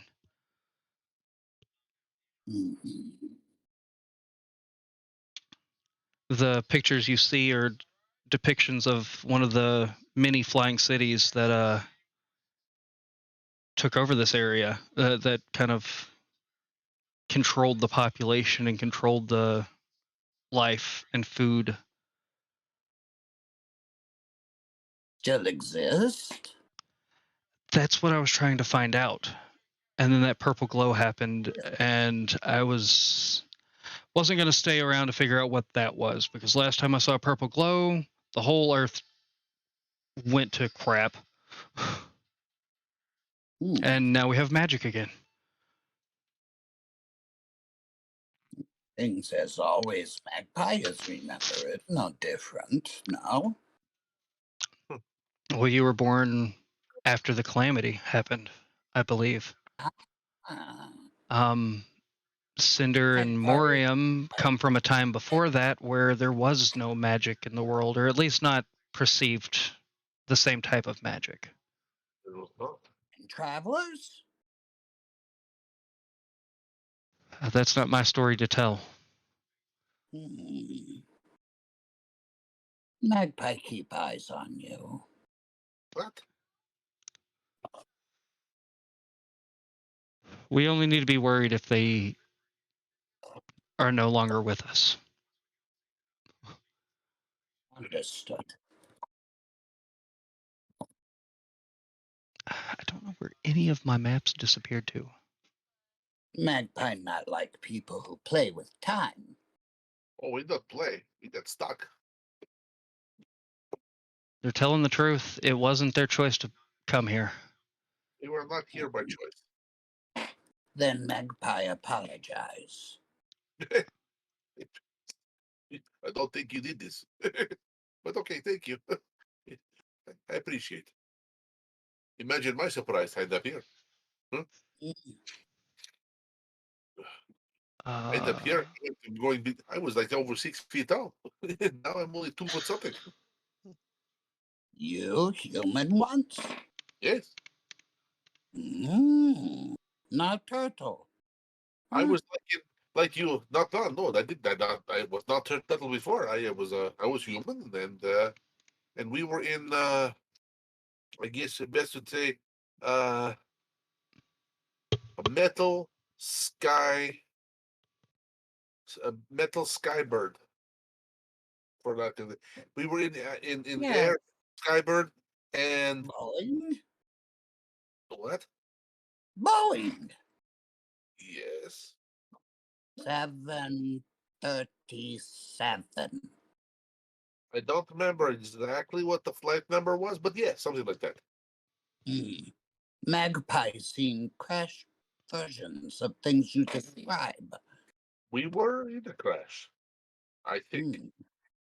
Or we were about to crash, or plane was going something happened, and then we black out, no more see, then appear, I wake up in tube, look around, I find the rabbit, sitting there, and we find the Ezio, and shortly after we find you, stuck in box. Which Magpie appreciate you freeing from us. Must be hard to be human in turtle body, yes? Well, the the life I was in was it was neat. I think this was Morium wasn't is was. I guess I am Morium now. I remember only fleeting pieces. What happened at end of me being human now? That's all I really remember. Magpie read a book once called Isekai, where a person get reincarnated into new world. Maybe that's you. Possible. And I've heard of this. Yes. But I've never heard of being reincarnated into turtle, hmm, into dwarf, into elf, Magpie read one where a person get reincarnated into slime. into slime. Yes, That would very not if it happened to me, please kill me and reincarnate me. Make me do something else. Magpie may not have control over that, but can put in good word for you. Okay. Alrighty. Okay. Maybe you will be lucky and be reborn as Magpie too. As bird. My map Yes. can't get incarnate to load up anything right now. Oh no. Seriously, though, Morium. My apologies. Magpie did not understand your situation. It wasn't until recently with that, and of course with Fabio's help, that I understand myself. If anything Magpie can do to help you, let Magpie know, yes? Maybe maybe we if we you say you visit crash sites of Boeing, maybe that's a place we should go and look. Look for shiny things at these places. I'm Many looking shinies to be looking found. at my body, but that's we can look for shiny things too. I pull out a couple of Rolexes. See? Very shiny. I think those were worth money, lots of them back in the day. Stop. They probably still Magpie work. find them here and there. Are they still ticking? Mhm. Does it work? Roll a d20 for me. Mm. 18. It's still ticking. I toss it to Morium. You have. Me have. Oh, You have. Now you have shiny too. Magpie happy. okay, thank you. Remind me if we get into a fight again. I make you feel like jittery coffee, eh? Okay, good deal. Okay, I put on a Rolex. Oh, Yeah, it's actually a self-winding Rolex too, so it's always winding, as long as you're wearing it. those are nice. I have one, but I broke it. I had one until it got stolen. Loved it. Oh, Um. I'm Anyway. gonna see if I can get mine repaired because it was a gift from the wife. Oh. So Well, we're gonna take a break here for the moment while I try and figure out this whole map situation, and we will be back in a moment, guys. Boom.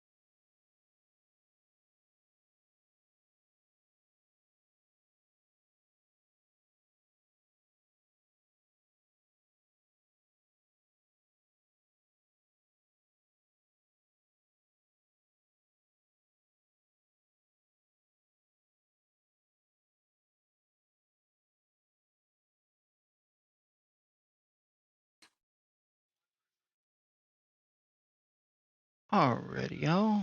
We are back.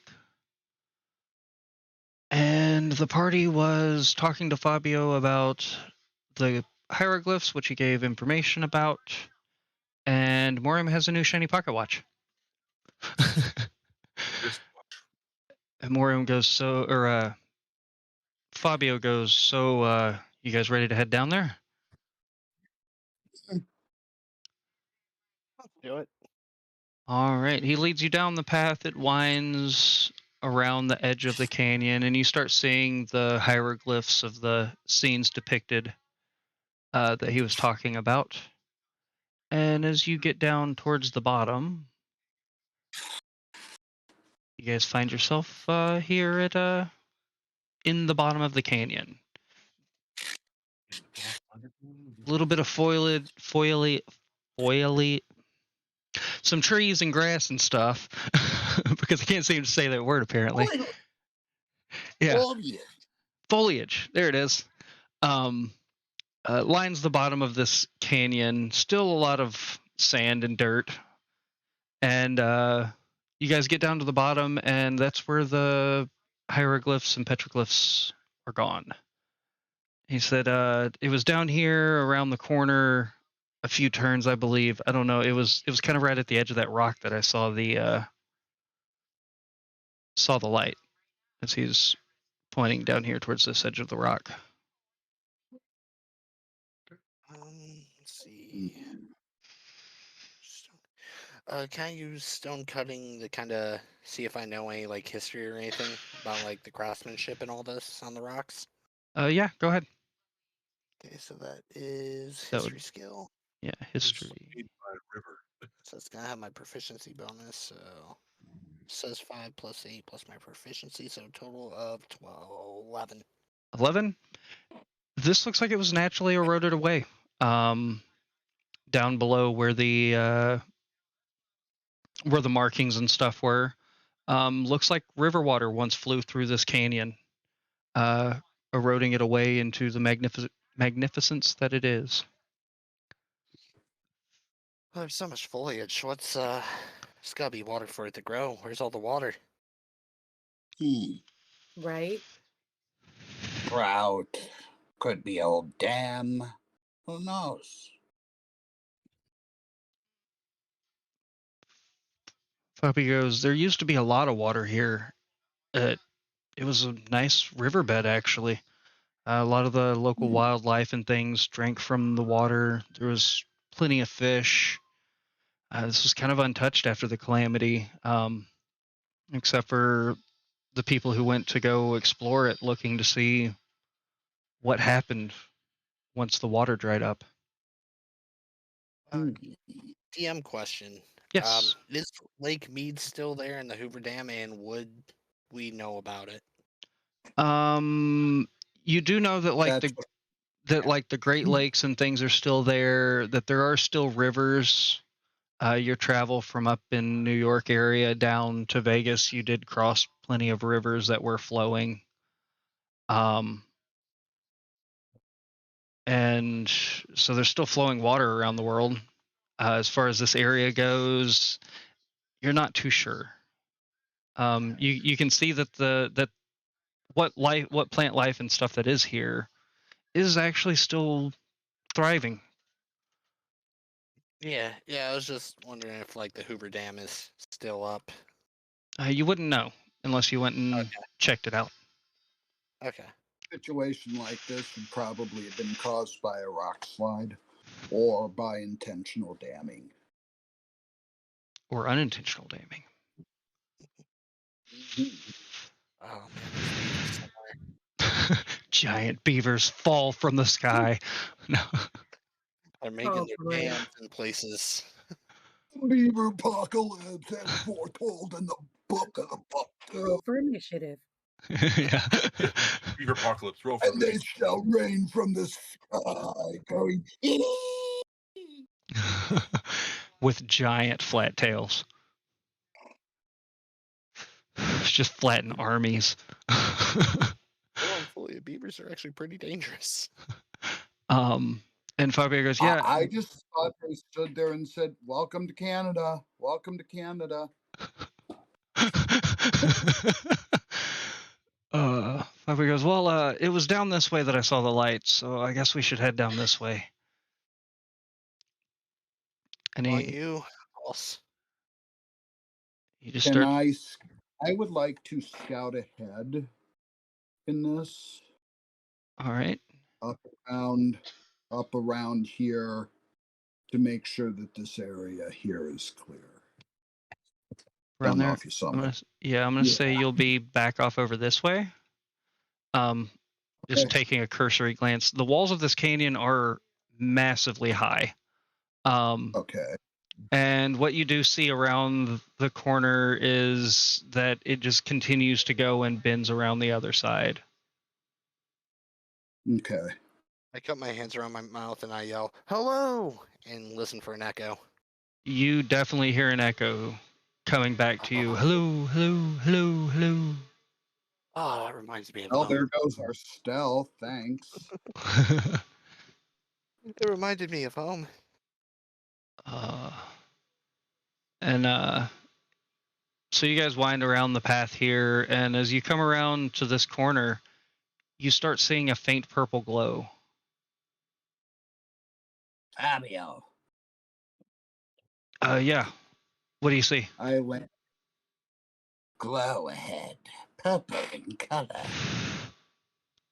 Oh, well, that must have been what was glowing.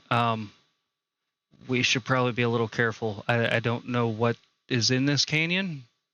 I'm not too sure what to expect exactly. Let Magpie go first. I don't normally like to split everybody up like that. We may want to stick together. If you want to. Magpie expendable. If there's a trap, Magpie could see it. This is Magpie's job. If you called yourself expendable, go for it. All right. 5, 10, 15. Stop. Can I roll perception? What do I see at this point? All right. Go ahead and roll a perception.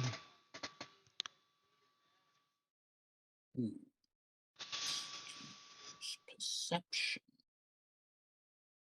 That's going to be a dirty 20. All right. With the dirty 20, what you see in front of you is a forked road, a path to the left and a path to the right.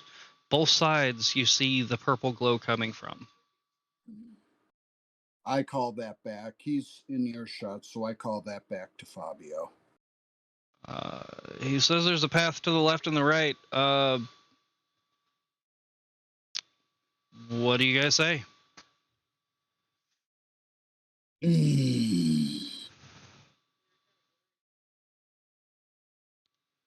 Flip a coin? Both are glowing. All right. Flipping coin. Coin says right, so it's up to you guys if you want to follow right or left. It is what I was thinking, so. Everybody good with right? Sure. All right. So you guys go on down and you start taking the right path. Right path leads to. Path leads to this. It's there? Okay, no. All right. And a magpie and a Seamus and there's 2 Seamuses. He goes, Fabio goes, I'm just along for the adventure, guys. You guys make the decisions. I'll follow your lead. You guys seem to do this a lot more than I do.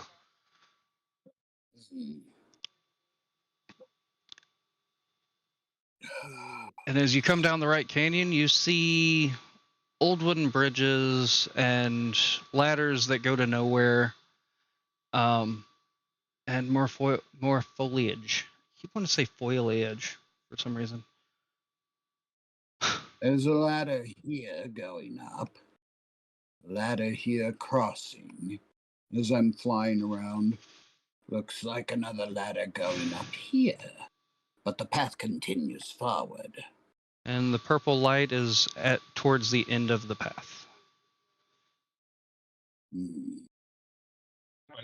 Is the whole path glowing or just a portion of it? The whole path kind of has this faint purple glow to it, but it gets brighter the further you go down the path. How high up is this ledge right here? That ledge is about 60 feet up.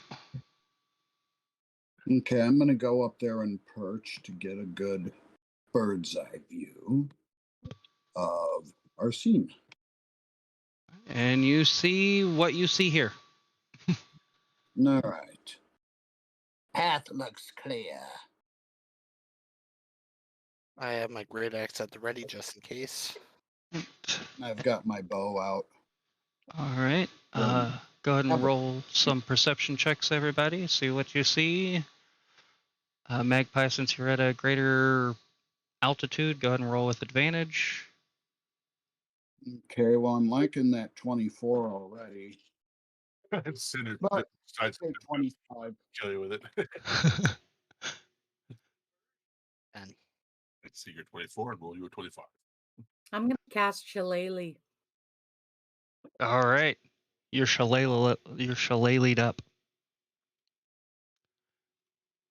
All right. And Fabio is going to roll a 7. He's just excited to be out of the house, apparently. And Like, yeah, we're like FBI on the job, and he's, oh, we're outside. Oh. he's looking around for more markings and things on the wall. Not finding anything. He's just like, oh, look, more rocks. With the 25s, though, you guys do see a shadow in the darkness, or in the purple light, coming towards you from the north. I turn and aim my crossbow in that direction. And I look down at Morium. Mhm. Or who is there someone looking at me? I flap my left feathers. Hello. Yep. Yep. Yeah. Hello. I motion to my eyes, point down canyon, and hold up 2 fingers. And it seems to Or be 2 getting feathers. closer and closer. The shadow is getting bigger and bigger. How dark is it here? Inside the canyon, it's still midday, so you can still see pretty well. It's starting, the sun's starting to go over, but you still have good sight, daylight sight. Okay. I'm gonna move forward, bouncing cover to cover.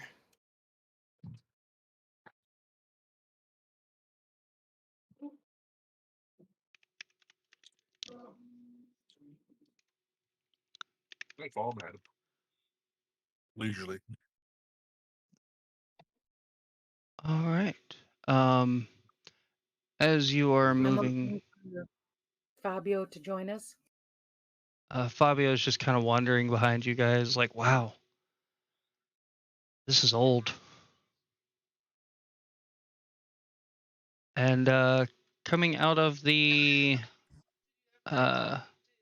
starting to come down the path, you see a, what size is it? You see a giant, more specifically a cloud giant, coming down the path. Oh, crap. I'm going to glide down to Morium. Cloud giant. It hasn't seemed to have noticed you yet, but it is coming directly on your path. And it's headed right for us. I point toward this little crevice here. Maybe we should hide in here until it passes. Hmm, not bad idea. Okay. I'm gonna run in the crevice. All right, everybody's moving into the crevice, and it just keeps on going down the path here. I'm going to hold my position and just kind of hunker down and make myself look like a non-threatening crow. All right, it just keeps on moving down the way, and you see it stop, and it smells the air.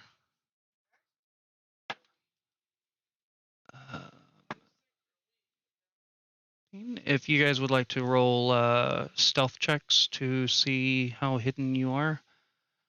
I have disadvantage. And a natural 1. Ooh.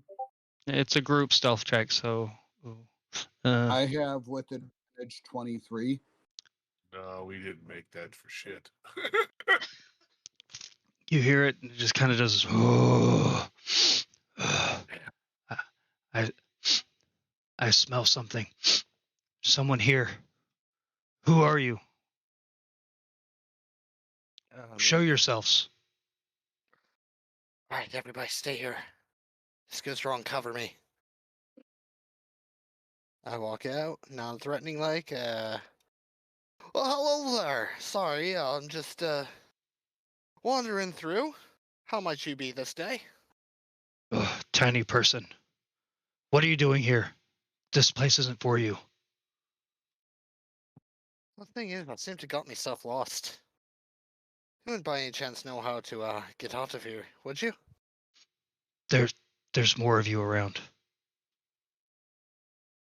It's not They just you. are. Is It's this an just ambush? I'd rather it not be. If you'll let us just peacefully find our way out, we'll be on our way. I move out. Hello. How are you?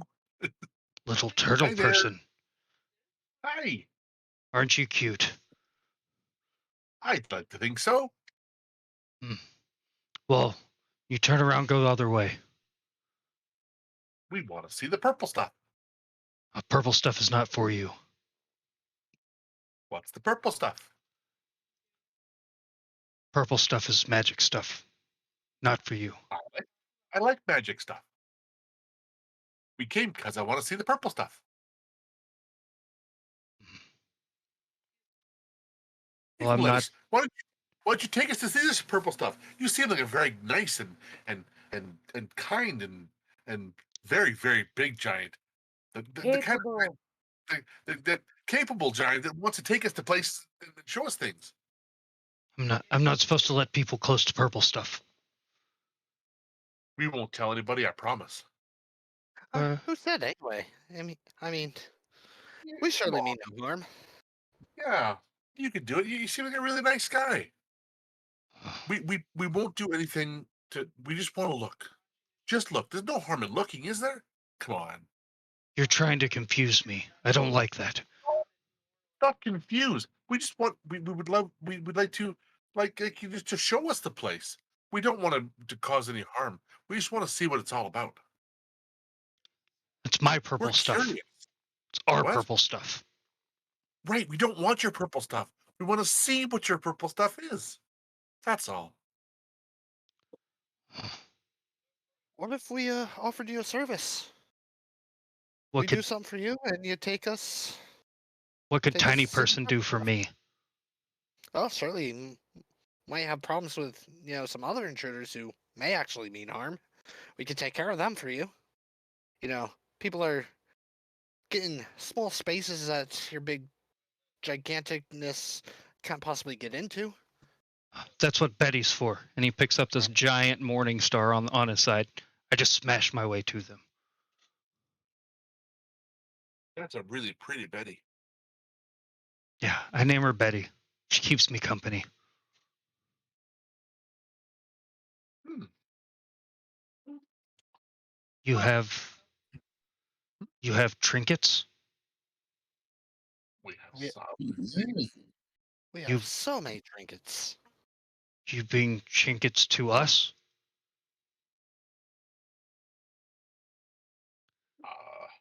look back at everybody. Do we want to give them our trinkets? What we use Hmm. for? What's he consider a trinket? What do you consider a trinket? Oh, things that are shiny, things that are worth something. I have a shiny belt buckle and I toss it from where I'm at down to Morium. Oh, what was that? No quick movements. Shiny. Oh, that's tiny, shiny. We're tiny people. Oh, what can I do? I do hold on. I have spells. Very true. I have candy. Ooh, candy. I have exactly 1 metric shit ton of candy. Mm. Right here in this bag of holding. All yours if you would like. Creepy bird. You give candy to us? Yes. Magpie don't eat candy. And it kind of Bad for me. turns over and it's like, they give candy to us. Do we take candy? What is candy? I don't know.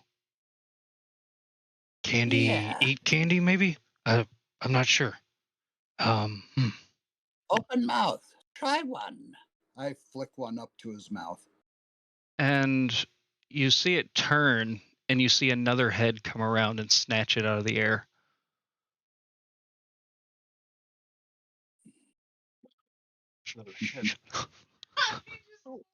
Two-headed clouds. Good. That's happy. Everybody get ready if BS doesn't work. What is your name there, good Sir Giant? Oh, I would say names. well, I'm Dono, and this is Bono. Bono and Bono. I'm Seamus. Pleased to meet you. At your service. Seamus. We're not shameful. No, it's my name. Oh.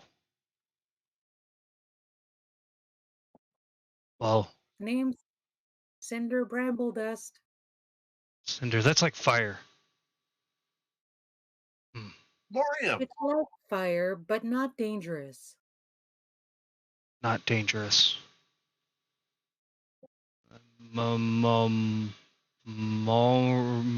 Mormo.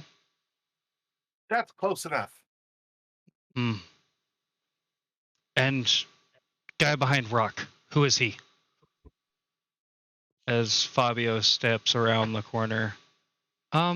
Excuse me, Your Highness, sir. Maybe. I am Fabio. And he leans over. He's like, guys, be cool. These guys' temper can go up at any moment. I am Fabio. I am a wizard. I come to you with no ill harm. And he just kind of bows his head down. He goes, oh, very interesting. Wizard. Fabio. We're not supposed to let wizards in.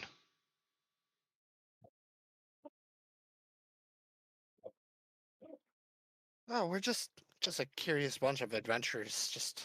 We saw the purple lights and we came to investigate. Purple We truly shiny mean no lights. harm.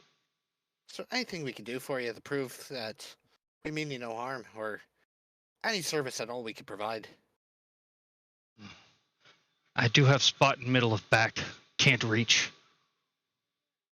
It just so happens we have a bird that can reach pretty much anywhere. Bird. Birds taste good. You give bird? Oh, the bird could probably scratch that spot for you if you don't eat them. Yeah, eating bird. It's a scratching bird. Scratching bird. Never heard of scratching bird. And besides, look at him. He's all bone and no meat. True. More toothpick. That's all I ever seem to get is toothpick around here. I get offended. Tell you what if we go bag you like a deer or something and bring it to you? Will that let us through? A deer. Mammoth? If there's any nearby. Oh, mammoth that way. And he points up the side of the rock, up to this area up here. Oh, How do we get up there? We chase Matt down to you. I open mouth. Mammoth fall in. Yes. As a matter of fact, yes. Easy food. Absolute. I like. Magpie will bring the mammoth to you. Wait right there. And you go with? And he points over to the rest of you. I want to fly down and grab Cinder with my talons, gently by the shoulders, and fly her up towards the mammoths. What is your... Look back at Fabio and Miriam. Well, if we play this right, we can actually get a lift up there from the giant himself. Dono, would you kindly give us a lift up to that cliff there, and we'll happily go grab you a mammoth. Cinder and I have this. Bono, we help. Yeah. Dono, yes. Okay. And you see its hand come down, and it is a massive hand. Like, you could probably fit your whole party on there like 8 times over. I step on it.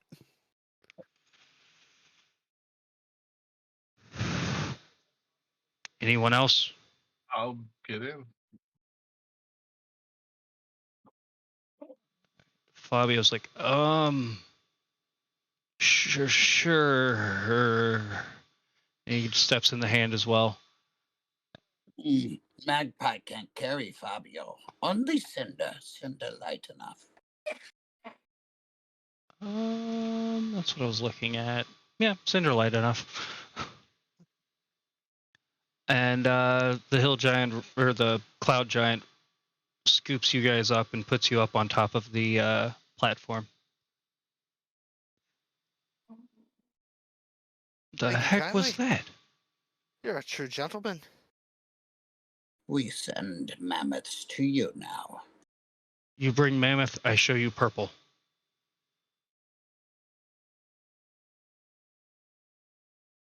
And I'll fly up higher. Is there indeed mammoths up there? In this general location, you do not see mammoths. What you see is you just see empty desert. All right, are we out of earshot? It depends on if you guys walk away from the edge or not. If you walk away from the edge for a little bit, yes. All right, so yeah, I do that, and I just kind of wave everybody toward me. Okay. And try to pull everybody in a huddle. All right, obviously, there's probably no mammoths up here. We might be able to get around and get a view from up here to see what that purple stuff is. And possibly find another way down behind the giant. Magpie could fly ahead and look, yes. But if it's up to you guys, we could either try to sneak around him by staying up high and hopefully find another way down, or we could actually try to find him a mammoth.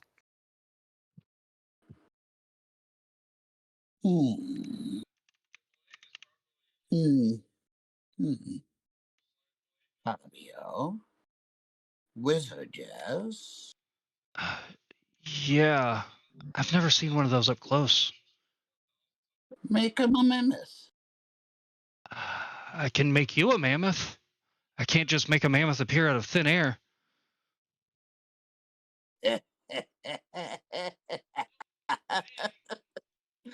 Oh, magpie, a mammoth.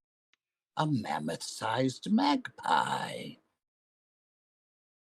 Oh, that's actually a decent idea. He can fall into its mouth as a mammoth, and then before he chomps down, we can have you transform back as a bird, and you can take him out from within. Yes, I mean, give him heart.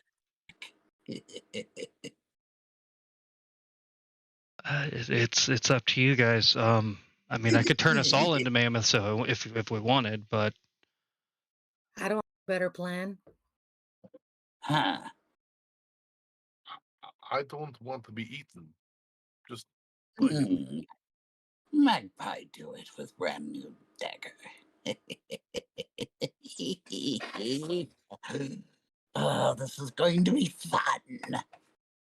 Mammoth, baby. he goes, okay, just know once you're inside, the only way to get out is to get out. The You'll have to cut your way out. You'll have to cut your way out, and the inside of, from what I've heard, I've never been in one before. The only way inside of it is through the mouth, and then there's, I guess, stomach acid, and it is a cloud giant. There's probably some type of air not worried. issues. Not worried about stomach acid.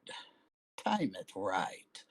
Can shapeshift inside esophagus and start to make incisions. You can shapeshift yourself? No, you said you were going to make me into mammoth. Well, yeah, but once you're inside there, there's dangers inside the body. And once you're inside, I can no longer see you, so I can't make you anything else. I have to be able to see you to change your shape. Before last minute, turn me back into bird, and I fly away then. Okay. Magpie. I do. I'll do what you say. I could join them. I have some. This necklace I have will give me some decent defense against some of the harmful gases and vapors in there. Okay, so both of you into mammoths. You both go in. I turn you out of mammoth form, and you chop. Yep. Anybody else have anything to add to the plan? More. I'm just gobsmacked or even thinking about it. I make a pretty flower. I change into nothing, so I don't know. I can change you into something if you'd like. I do have mass polymorph. Anybody have any spells that could possibly give us an advantage of any sort in there when we're in there? Oh, I have a few tricks up Magpie's sleeve. Yes.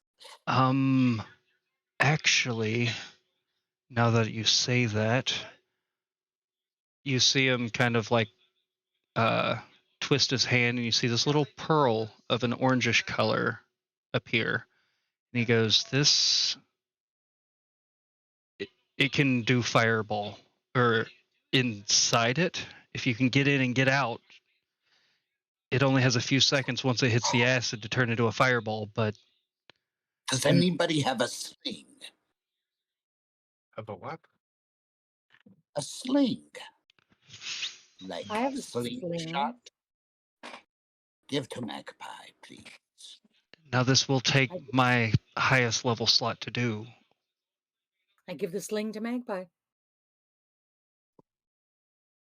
I have a few additions to the plan. Once you see the giants start writhing in pain, stay up here and start hitting it from above.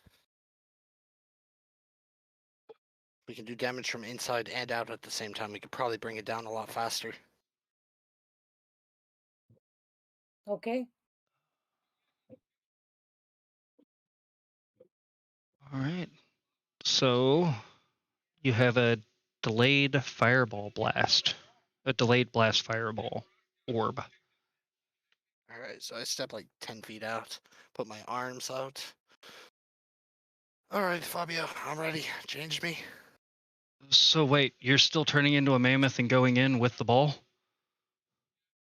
Yeah. Okay. Anybody else being polymorphed while I'm doing it? Because I can only cast the spell once. Here, have sling, have fireball bead. You can't use a sling as a mammoth.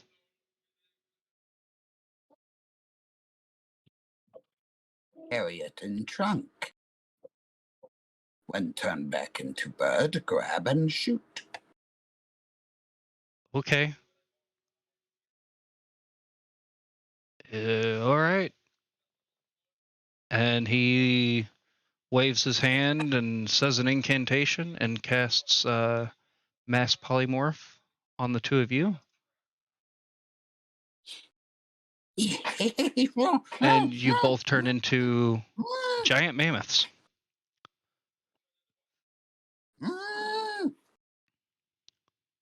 I do do the elephant sound. Open that up that way I know your hit points and things. And all right, so you guys are now mammoths. Morium and Cinder, what would you like to be doing as they're funneling themselves into a cloud giant's mouth with a fireball bead? Oh boy.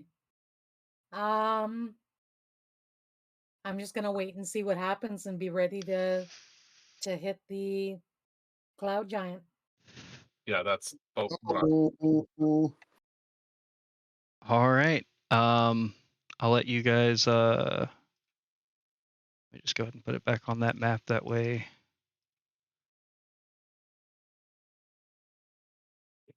And you guys are giant mammoths. You'll just use your same tokens because I mean I could create a token, but it'll just be easier this way. Okay. I'll So let there's you. two of them? Well, there's the one guy with two heads. Oh, he's got two heads. Yeah, one cloud giant, two Okay. heads. And as you look over as the other party members, I'm guessing, look over the edge, both mouths are just open, looking at the sky.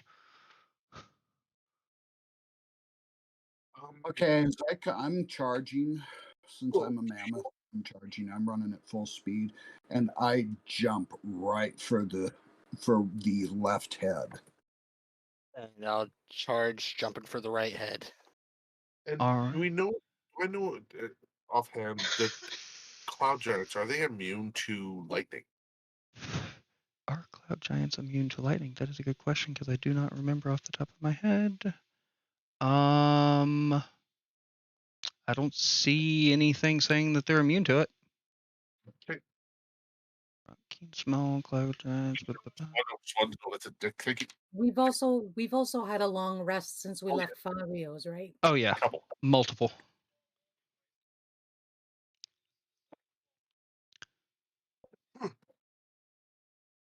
All right.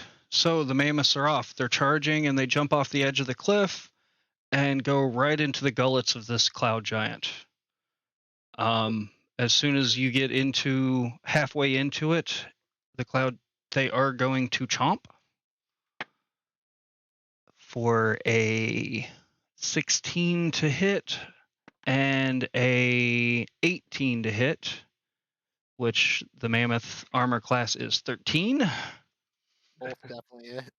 And why do I have two? That needs to go away. Cloud giant. All right, and that is going to be, I will just roll it this way.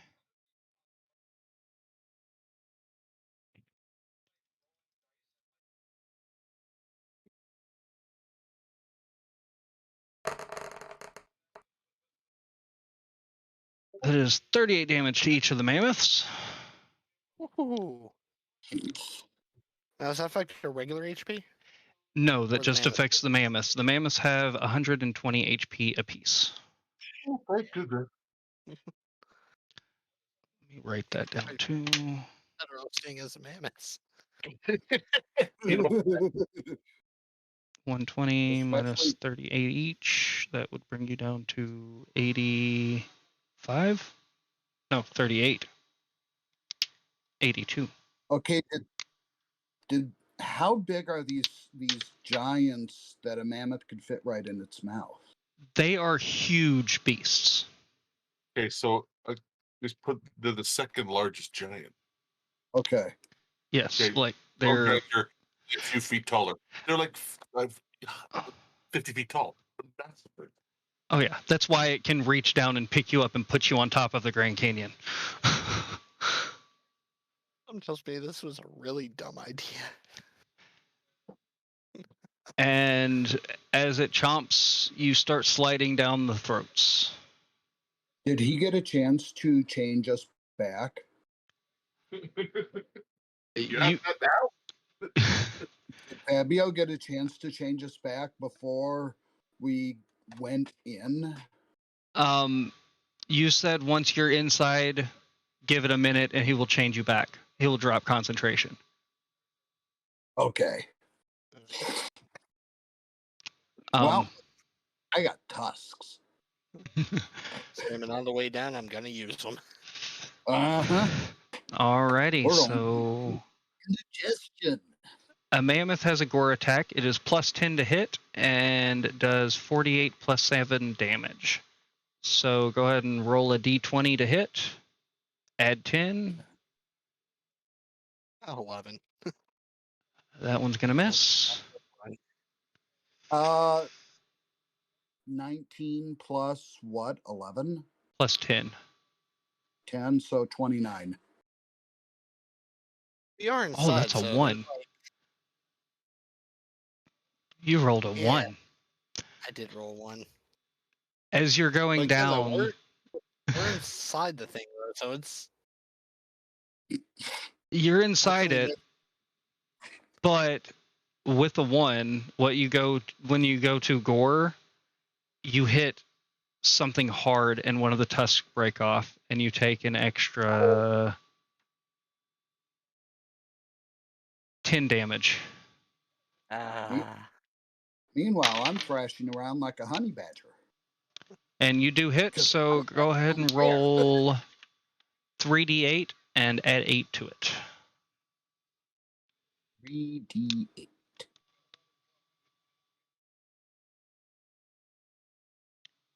Okay, that's going to be a 19. All right, 19 damage. Bring it down to... Because Magpie Honey Badger Mammoth don't care. All right. It does some damage, and at that moment, you feel the polymorph's spell drop, and you are back to yourselves falling down the gullet of a hill giant. Now, inside this hill... Or not hill, cloud giant. I keep saying hill giant. It's a cloud giant. It's a giant, yes. Now, as you're falling down, you luckily have the amulet of adaptation, or the necklace of adaptation. So this doesn't affect you. As a reaction, though, I take my great axe and try to get in his esophagus, trying to slow my descent. That'll happen in just a minute. With the necklace of adaptation, it doesn't affect you. But, Magpie, you start feeling as if your breath is leaving your body. You have limited amount of air in here, and it is slowly escaping out of your body. Too long inside this thing, you will suffocate. Okay, how long do I have? You have 5 rounds. 5 rounds. Are we in initiative? That's the next part. Roll initiative. All right. 23. All right, let me go back here. Let me take this off. Why is that not on there? It should be... why are you... I'm having issues tonight. It's driving me nuts. Add. Apparently the encounter builder is broken and you cannot add cloud giants to the encounter builder. I'm going to have to do it Right. manually. I bumped that. Sorry. Don't waste another good roll. No, with the good roll, it's okay. Yeah. Pretty much Okay. average. All right, so we're just going to do it manually. Cool. All right, cloud giants get a 15, and what does that make that? Where is it? Okay, cool. It just means it's a solid that. Seamus, what is your dex? 11 plus 0. 11 plus 0. All right. 18, 23 is the highest initiative roll, so Magpie goes first. And then we'll do Seamus, Giant, and then Morium got a 12, and Cinder got a 9. All right. And Morium is mind spiking? No, I just bumped it. I was just Oh, okay. scrolling at it. All right. So first up in initiative is a Magpie. Okay, first thing I want to do as a bonus action is deploy my immovable rod to perch on. All right. You can try. Okay, I can try. I don't know. Let's see. What do I have to do then to try? I'll just say roll a d20 for me. Gotcha. DC 15. No, that's going to be an 8. All right. As you go to place the immovable rod, your hand slips and it just can't seem to find purchase on the button. Okay. And All right. I'll count that as a bonus action. Okay. The next thing I am going to do is an Eldritch Blast from within the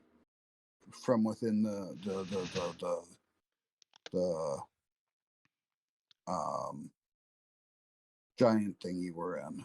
All right. Go ahead and roll attack with advantage. Advantage? Advantage. You're melee. Well, that's going to be a 25. 25 hits. He's in melee, but he's also inside, so I'm going to give that one advantage. Oh, yeah. The gore is sorry. trying to find purchase. This is just hitting anything it hits. Yeah. 6 damage. All right. 70. Easy math, and I can't do it. All right. Anything else for you? Let's see. Looking at my bonus actions, I can use 2 up and fighting. No, steady aim. I did use an attack roll. And you used your bonus to try and place your rod. Yeah, the only thing I can do is a hellish rebuke on a reaction. All right. Then next up is Seamus. All right. First thing I'm going to do is Rage, which activates my Storm Aura. Mm-hmm. So I need a. I mean, I'm inside, so I don't even know. He technically can't dodge us. No. Roll it. All right. So that is going to be 2 lightning damage. All right. And as I'm falling, I'm going to take my great axe and kind of plant it into whatever I can, any soft bits. All right. Roll with advantage. Okay, so 28 and You hit. So 20. All right. Okay, so I'm gonna use my my feat for that. My Savage Attacker feat to All right. reroll that damage.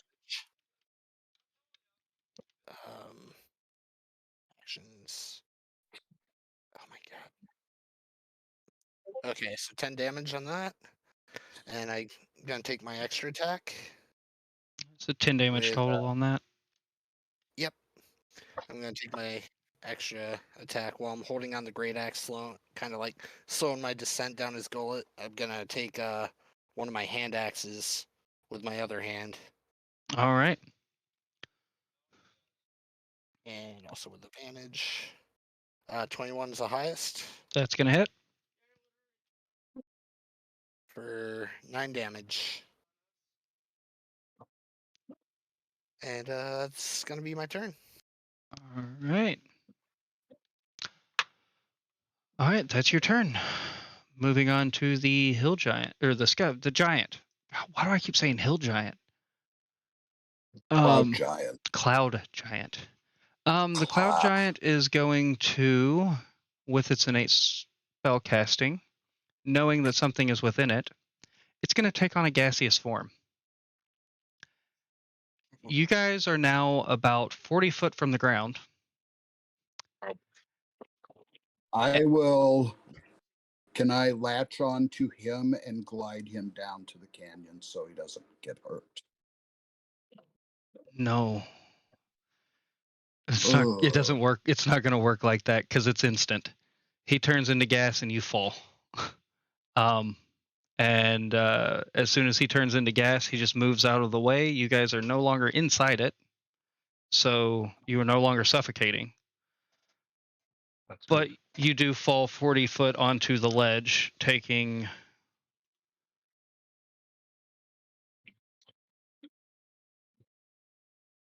it's a lot. How much is it per 10 foot? What is it per 10 foot? I think it's D6 per 10 foot. D6, that's right. Good, because I was. With my raging, I do have resistance to bludgeoning damage. You do have resistance, which means it's cut in half. Yes. And as a bird, wouldn't I be able to fly? You get resistance. You get resistance as well. You still take half. It's a free fall. Basically, you put your wings out. You try to slow yourself down. That's about the best you get. You both take 9 damage. Yeah. So 4 minus 9 is 5. So there's the temporaries. And it is also going to. The only people that can avoid damage like that is monks. Yeah, monks are the only ones that can actually. This gas that he turned into, what kind of gas is it? It's a gaseous form. It's a cloud. Okay. And he just kind of is for his changing form. Can I use Hellish Rebuke? He didn't do damage to you, so you can't. You can only use Hellish Rebuke on a damage against you. Okay. And him changing form and you falling isn't technically him attacking you. It was him getting you out of him. Okay, thank you. You're welcome. And he's going to shift over here, and that's going to end his turn. Next is Morium. You have a cloud in front of you. Well, a cloud in the canyon. Well, that changes what I was going to do, because shoot, I can't mind spike or anything because there's nothing to mind spike anymore, is there? Did you mind spike him once before? I haven't. As a gaseous form, what is? I honestly don't know what the rules on that would be. Because technically he's still that transform, Misty Cloud. You can still hit it because it says until the spell ends or the creature drops to 0 hit points. So, but Mind Spike is like those kind of spells are all specific for. Like I guess it's hard. Energy. There's still an intelligence controlling that gaseous form, so you're hidden. I will grasp the book, point my finger, and I will fire a lightning bolt through him. All right, go ahead and roll to hit. Well, no, he has to roll to. He has to roll to miss. It's Deck 16. Deck 16. See, for half. Where is? Why is it on? Okay, there it is. There's his decks. Okay, That's about the that's a 13. Nope. He takes 28 points of damage. All right. And that's my action. As a bonus action,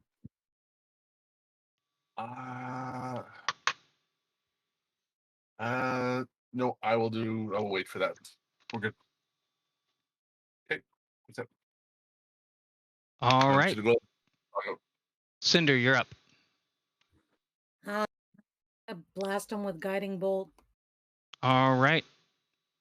Roll it. Or is it a deck? Or is it a save? I can't remember. Ooh, a nat 20. Ooh, nat 20. That definitely hits. All right.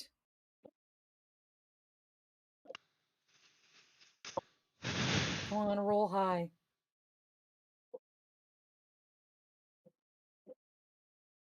Rolling, rolling, Still rolling. rolling. It's a lot of dice to roll. Oh my god, it's 15 radiant damage. Gosh, that's pretty low. Yeah, there was 4 ones. I think 4 ones. Yeah, that's what it looks like. Boo. Let's see, just trying to make sure that it doesn't have any. No, it doesn't say that it's. It has 0. How does it not have any resist? Okay, never mind. All right, so it takes 15 damage. Out of character, real quick. Stuffy just posted. Sorry, guys, couldn't make it today. Got a concussion on Saturday, and I've been pretty much in bed since. Okay. If Hope you're you get to watching better. hot stuff, Yeah, hope you get to feeling better, bud. All right, so you how just soon? guiding bolted the crap out of this thing. That's what I did. All right. Pull up Fabio's character sheet real quick. See what Fabio's gonna do here. What is he gonna do here? Let's do a. Fabio is going to 1, 2, 3, 4, 5, 6, 7. You see Fabio reach behind him and pull out this beautiful staff and slam it on the ground, and you see the orb on top of the staff start turning red and shoot a bolt of fire right out at the giant. As it hits the giant, it goes right inside and explodes, casting fireball at 3rd level. I'm gonna roll this. All right, so it's gonna take 8d6 damage. I'm just gonna roll that on Cinder's thing since I have it open. 3, 4, 5, 6, 7, 8. Sounds good to me. That is 23 damage from the fireball that exploded on the giant. Well, it doesn't go down its mouth. It's just a cloud, so it just hits the cloud. One. That's indigestion from hell. All right. And Fabio goes, well, it was something. And he's going to, as a bonus action, you see him. He's just gonna end. He's gonna end his turn there. Magpie, you are up. You are prone on the ground. All right. I want to. Does it take an action or a bonus action to sit upright? It takes half your movement. Okay, I'm going to sit upright and use dissonant whispers on the hill giant or on the cloud giant. On the cloud giant. All right. He make a wisdom save of 14. Oh, okay. I keep clicking on the picture. That is going to be an 18. Okay. As I whistle a lilting melody, he will take half damage and does not have to move away from me. All right. So I'll give you the half damage total. One. Oops. No, just okay. So that was a total of 8. So 4 points. 4 points of damage. Mhm. All right. Anything else for you? I want to use my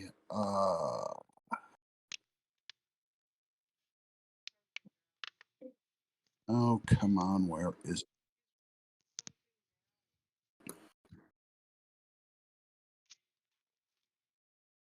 that was one of my awakened mind. I'm sorry, steady aim. You can use this only if you haven't moved on this turn. I've used never mind, I used half movement. All right. So that's my turn. All right, Seamus, you're up. You have a Alright. cloud. You have a gaseous form cloud in front of you. Okay, so I'm gonna shout out to Fabio. Tell him I still had that fireball thing. I'm gonna save my action for his turn to throw it at the cloud giant so he can blow it up. Oh, I All thought I had it. Okay. Wait, who had it? Oh, if Magpie has it, then never mind. Yeah, I had it. Yeah, I think Magpie I had had it. Okay, yeah, 'Cause then.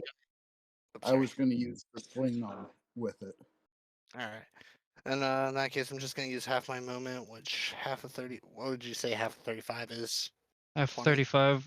Yeah, we'll just say it's 20. Okay, so 5, 10, 15. That should about do it there. Am I close enough to use my storm aura? Yeah. You got to be within 5 feet of 10 it, I feet. think, or 10 feet. Then yeah, you're close enough. All right, so yeah, it's just gonna be dexterity save DC 13. Or wait, I think it's DC 13. Yeah. Storm aura. Nope, DC 15. DC 15. It's a 18 on the die. Yeah. So it's only gonna be half damage. All right. So 1 damage. 1 damage. And We need to pull out just- some big guns here. just to try it, I'm gonna throw my hand axe returning through the gas, see if anything happens. All right, go ahead and roll an attack. 17. 17. 17 hits. Yeah. It finds purchase, I should say. That's 11 damage, and the axe comes back. All right.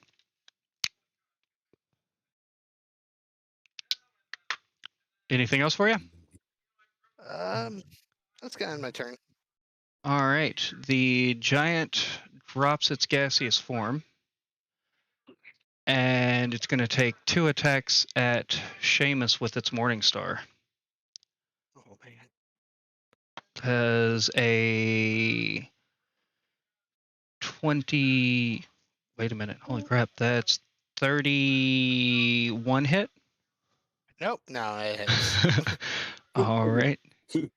And just going to roll it like this, because that's going to be 15 damage. Okay, so half of that's about 7.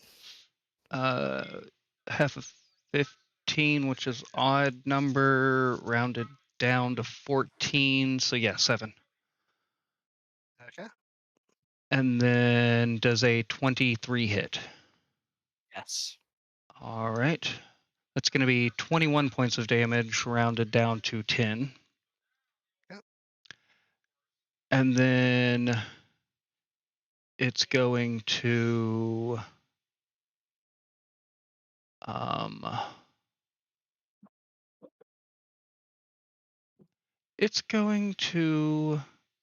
use control weather.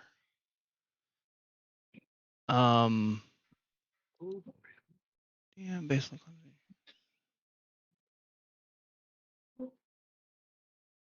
Just a second, I'm rereading this. It starts raining, lightning, thunder fills the skies.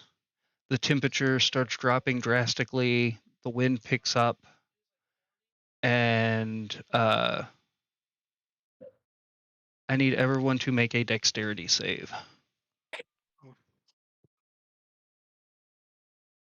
Oh, that. Sorry, that was a dexterity check.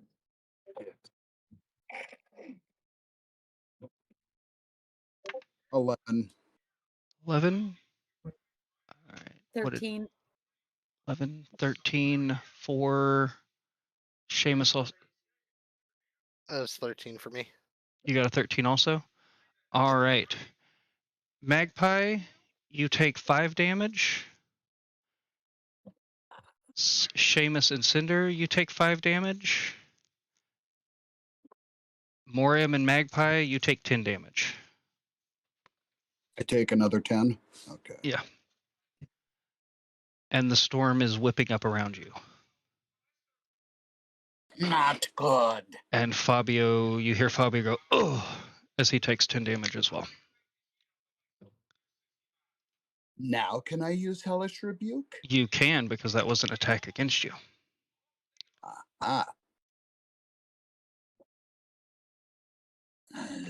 Hellish Rebuke.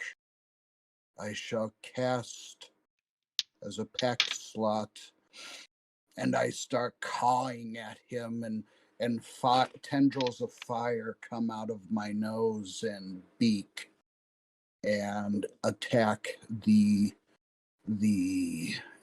Giant. cloud giant. He must make a dexterity 14 save. All right.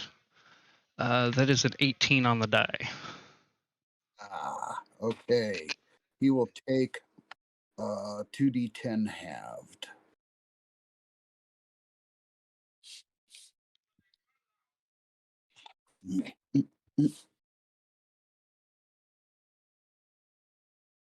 So that'll still be a total of 6. All right. He takes the damage. All right. And Morium, you're up. Oh, how hurt does he look? Or does he look hurt at all? He looks a little hurt. Great.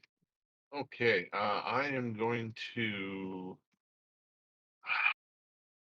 I'm gonna hit him with Mind Sliver, I think. Mind Sliver? What's Intelligence 16 save, please? all right? That is 12. Sorry, math. Take 2d6 points of damage, All right. and his next saving throw, we subtract d4. Take 6 Okay. points of damage. Oh, that's And that is. Damn it. Seven. Yeah, I guess that's what I'm going to do at this point. all right. Myself and Cinder are in that big a danger. Okay, we're good. Yeah, that's it. All right, Cinder, you're up. Are we still inspired? You are still inspired. Okay, that's good to know. Because I roll like crap sometimes. Oh no, I don't. Does a 25 hit? 25 hits. Okay. We're going with a guiding bolt again All right. Ooh, for 19 points of radiant damage. that would have been nice if that was the crit. I know, right? What a disappointment. Okay. All right. Anything else that's it. for Cinder? All right. Nope. Fabio says, enough of this. I'm tired of it. And he's going to cast Banishment at level 7. Oh, good. Oh, That is a Charisma 22 save. Oh, okay. This could What? actually be interesting. Okay. 19, 20, 21. The cloud giant disappears. He says, I don't know how long it'll last. I don't know where it's from, but it gives us a minute to get away. Why didn't you do that sooner? Well, you had a plan. I was going to let you use your plan. Magpie's plan was stupid.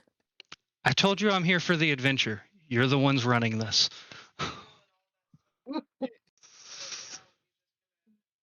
well, let's get out of here quick. How are they? Just remember, Oh, look at Magpie, Magpie. How are they getting? Fireball Pearl. Oh, wait, Cinder, give you Sling back. Oh, thank you. Let me You read. may have to buy one. Very handy. We're up Indeed. here, and they're. How do we get down there? I may have something for that. Give me just 1 minute. Magpie can fly. Well, yeah, you can fly, but nobody else can. He Magpie have broken bones. Magpie does have some hurt bones. Let me look and see if he still has a spell slot open, because that took his 7th level spell slot.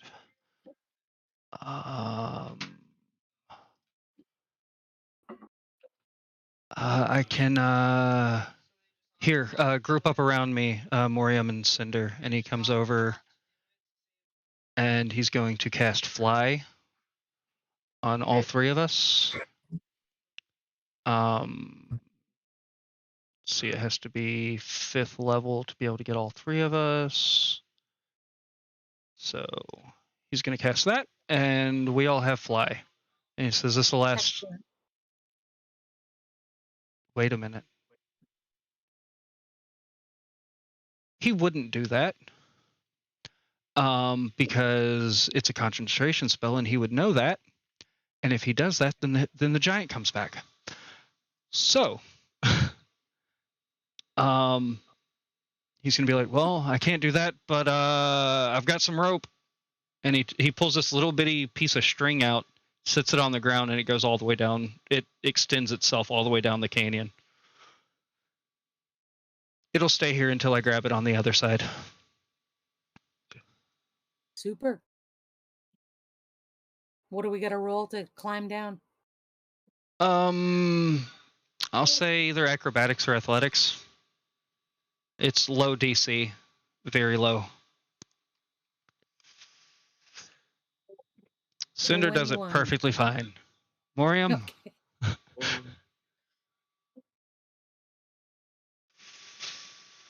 Morium does it perfectly fine. Fabio falls. That would be a 1. He falls. I rolled a 20, and he rolled a 1. Can I use a reaction to see if I can catch him? Yes, I'll let you and Cinder both, or one of you with advantage, roll an athletics or acrobatics to see if you can catch him, or a You can do it with dexterity, advantage. maybe. I don't know, whichever. I'll assist. I'll let you decide.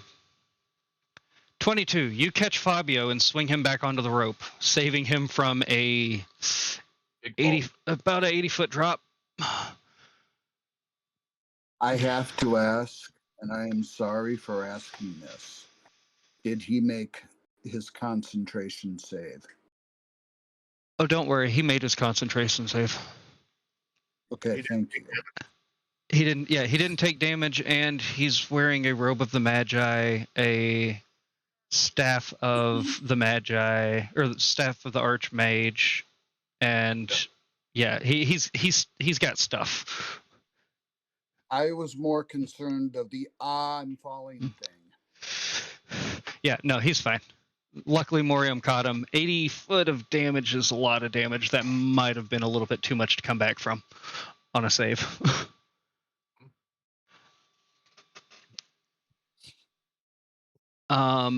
And you guys all safely get yourself down here to this platform where everybody is.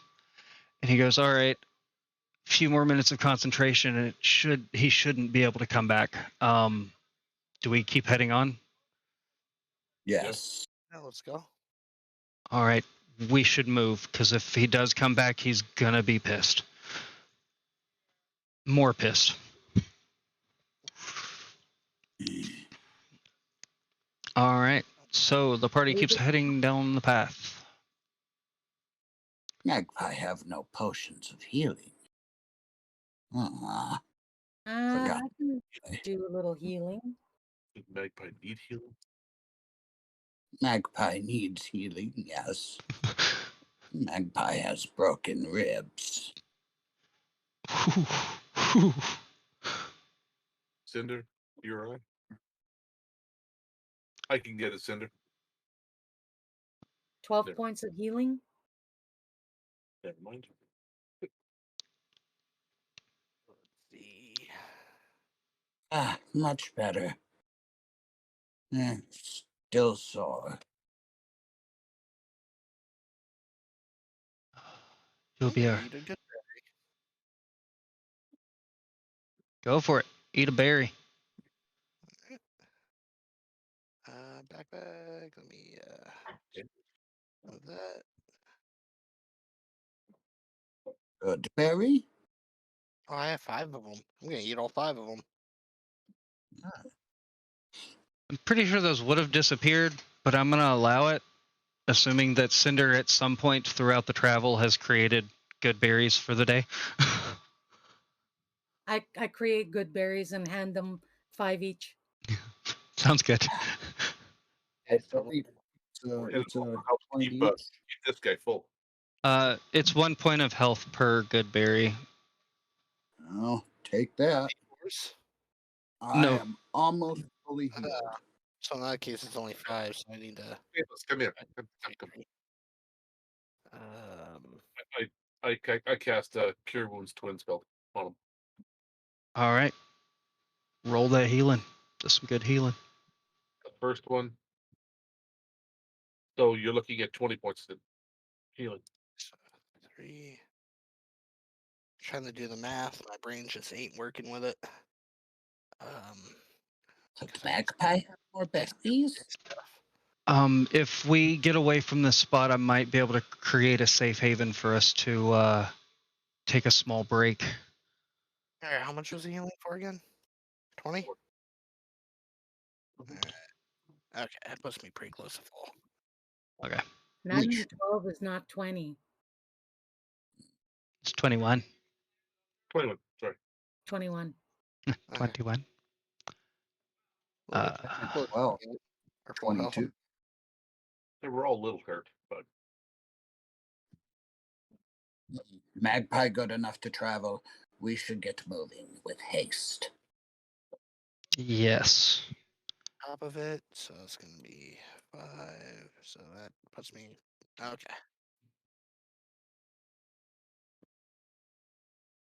All right. Next. Fabio's Fantastic Five. Wow. All right. There is. So you guys get down to the end of the canyon, and the canyon kind of veers to a eastern direction. As you start moving through, the purple light is glowing brighter and brighter as you get closer to this bridge. It's definitely on the other side of it, you can tell. Still a little ways away, but not too far. And on the other side, once you get past the little bridge area here, you do see that it dips down into a cave system. Where's a magpie? There's a magpie.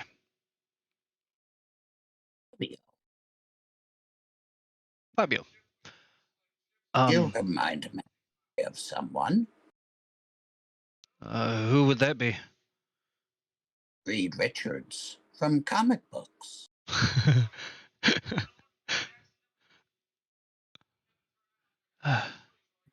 So you're a comic guy. I may have a couple of books for you when we get back.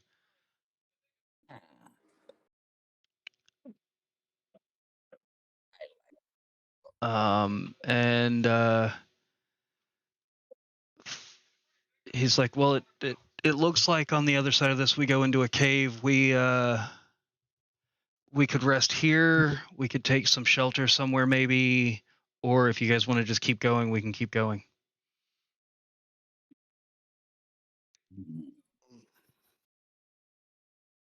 That's DM asking, should we keep going, or how's everybody feeling? I am fantastic. I'm ready for a little bit longer. Yeah, we can go. Yeah, I can go a little bit. Sure. Okay. Yeah. Uh, Let me get just a couple minutes and we can continue. okay. Sounds good. Thank Fabio says to you guys, that was my big spells. I am out of high level spell slots in a way And that maybe it makes sense. to almost think about resting too. A rest would be nice. I could replenish some of these slots. Some of my spells. Do you have tiny hat? I do. That's kind of what I was thinking. We could Let's hide. look forward to somewhere where we can find a possible shade or natural cover of little bit, and then hide in there inside hut. He does point out a spot that he sees over here. That's a nice spot. He can make it look like it's part of the cave wall. That would be good. All right. He everybody moves over there, and he takes him a couple of minutes, and he creates his little tiny hut. Says this will last for a short rest. We could take a long rest if needed, but I believe. And he kind of sits there and he's moving his hands around and he goes, "Yeah, looks like the banishment took hold. It's no longer on this plane of existence, which is kind of scarier because I don't know where it's from."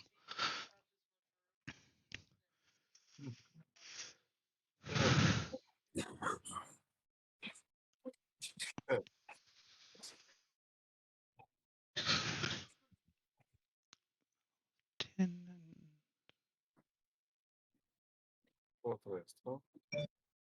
Hey. I don't get much back in short rest. He says it'll last up to 8 hours. We could take a long rest, but that's up to you guys. I'll be fine on a short. Well, I don't Mag need- back to short break.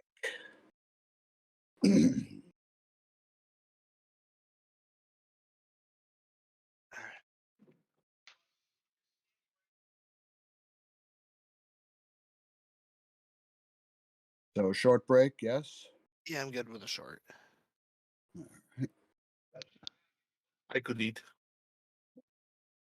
Morium, you brought some of those good pies, didn't you? Oh, yes. Let me get one of the s'mores ones. You have great ideas. Thank you. I try. I got one of the one they gave me this. I gave lemon custard. Try. Ooh, haven't had a lemon custard in forever. It's pretty good. It's good stuff. Mm-hmm. And you guys Rest take for short rest. Short rest. short rest. Perfect. Full health.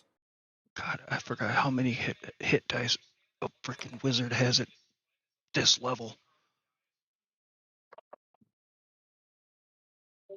No.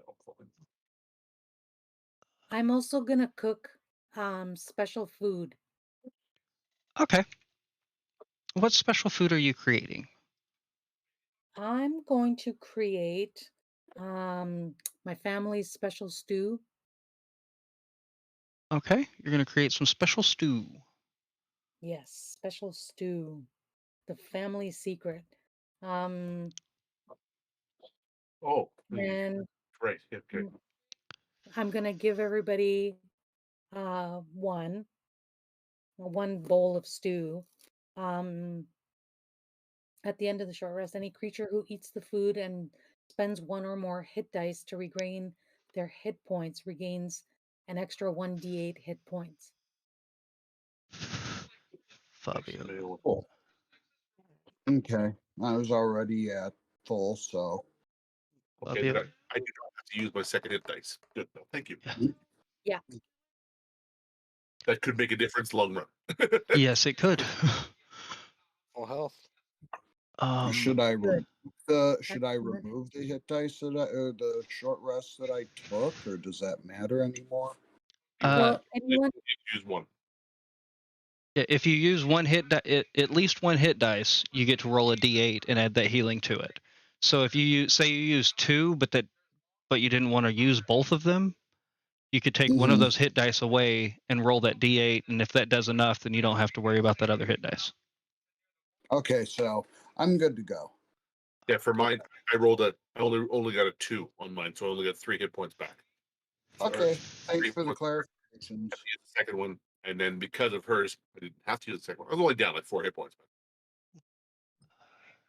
Well, thank you for the clarification. I was a little confused. There's not a way to add a character to this, is there? What's that? I was trying to add Fabio to this campaign, but I don't think I can. You have to create them. Like, I created him in a different thing, but maybe I can unassign it from that. I'll figure that out later. It's not that big a deal. I just wanted his roles to show up on the thing. All right. So he, you guys enjoy your little short rest, a little bit of talking and food and healing, and he goes, "All right, just let me know and I'll dispel this thing and we can keep going." Did you make any treats in there?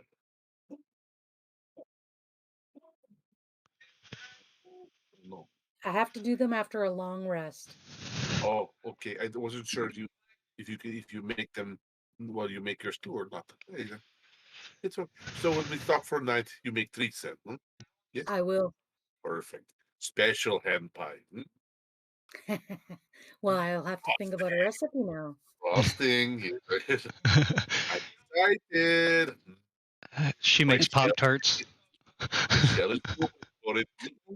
Yeah. Oh, don't give me ideas. Some more Pop Tarts. Oh, you want? I have some here. It's more. Try. Oh, thank you.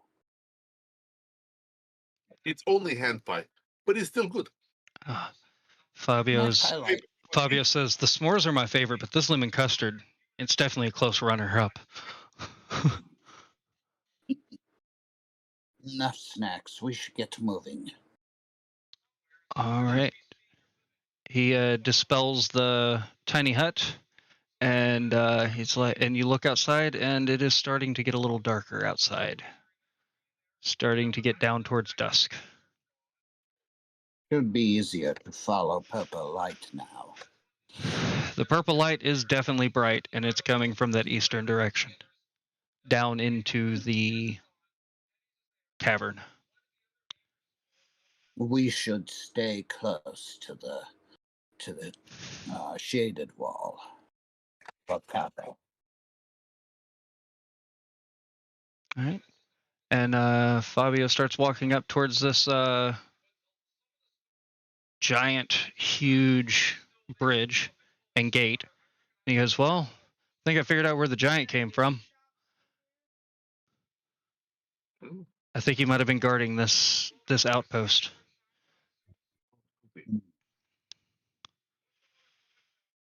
Can I fly up and perch on the top right up here? All right. As you perch up there, roll a perception check for me. Okay.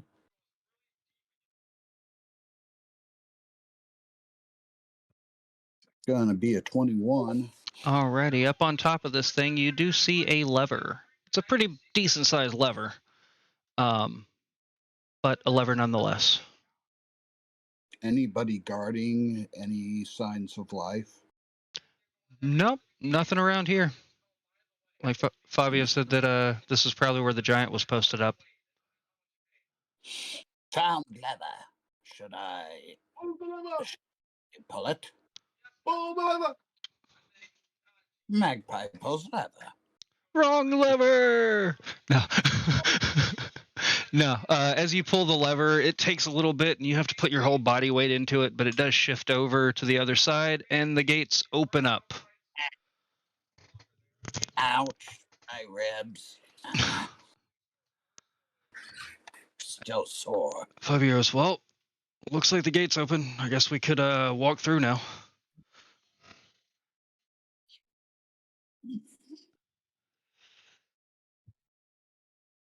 And he walks on through to the other side.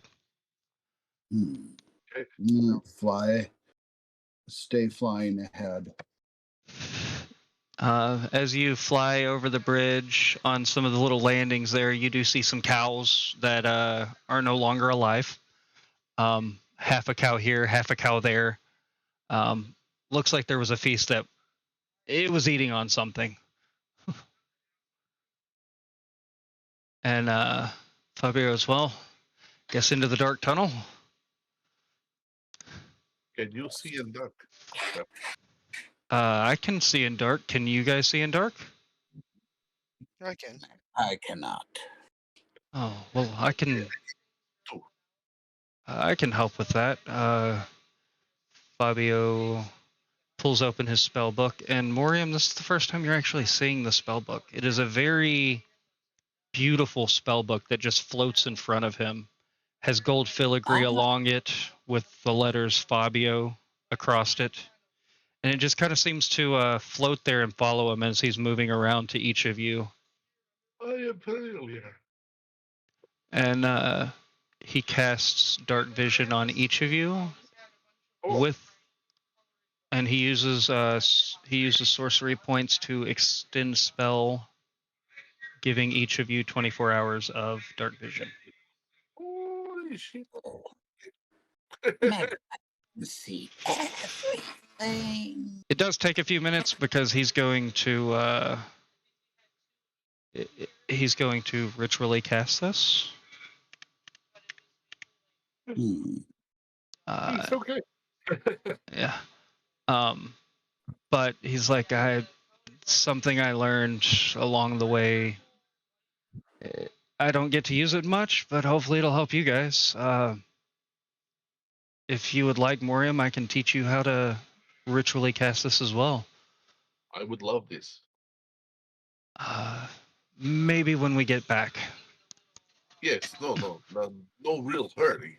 But when we get back, yes, this is something that would help us all very much. The three of us speak. No, we can speak in dark. We cannot see in dark. He says it normally takes about 20 to 25 minutes each casting to ritually set it up and everything, but it saves me on my spells. Yes, this is a good thing. And he says, all right, well, as long as you can all see, and those of you who don't have dark vision can see very well. It's just like when Moriam casts it. You see everything.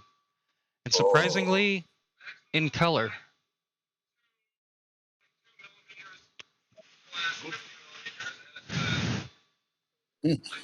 Magpie knows what Magpie should have pinched. Night vision goggles. Actually, those are things that exist. And Fabio starts walking away. Magpie would greatly appreciate knowing the location of said item. I don't have it, but I know they exist somewhere. Keep your eyes out. Magpie now have life quests. Magpie is simple creature. And you guys head on down into the cave? Mm-hmm. All right. That is Swamp Cave. This is Canyon Cave. All right. A rickety bridge goes down into the cave. As you guys traverse across it, it's this up here is a rope bridge. And as you guys go across it, the wind kind of picks up and it sways a little bit. But as you get further and further in, you guys do see, let me put some tokens on here for you. Magpie, Fibu. You see the inner workings of a mine shaft. You're coming in on the entrance of it. You don't really know what these rooms are around here. You do know that there are rooms and light coming from those rooms. And as you walk in, what would you like to be doing? I want anything is cloud giant sized. Looking for anything cloud giant size. Go ahead and roll a perception or investigation, your choice.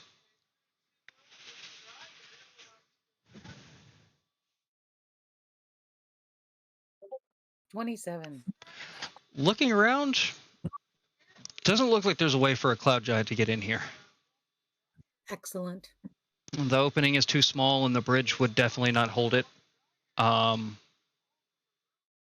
It could possibly turn into a gaseous form and fly in here, but the ceilings are very small. It's about a 15-foot ceiling. All right, guys. Doesn't look like a cloud giant will fit in here. Perhaps we should investigate the area. I'm just gonna kind of stand at the entrance because I gotta head to bed, man. I'm struggling to stay awake. All right. All right, sorry about that. Why don't we stop here? Yeah, we can enter here. Start the cave descent. We found cave. This is good. Purple in cave.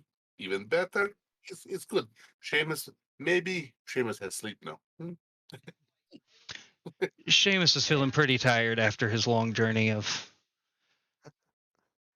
excitement and beating.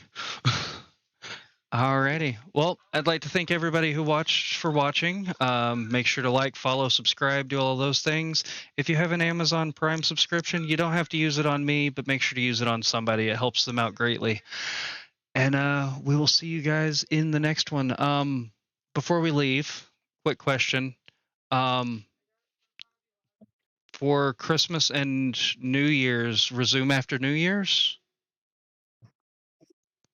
Sound good to everybody? Agreed. Yeah.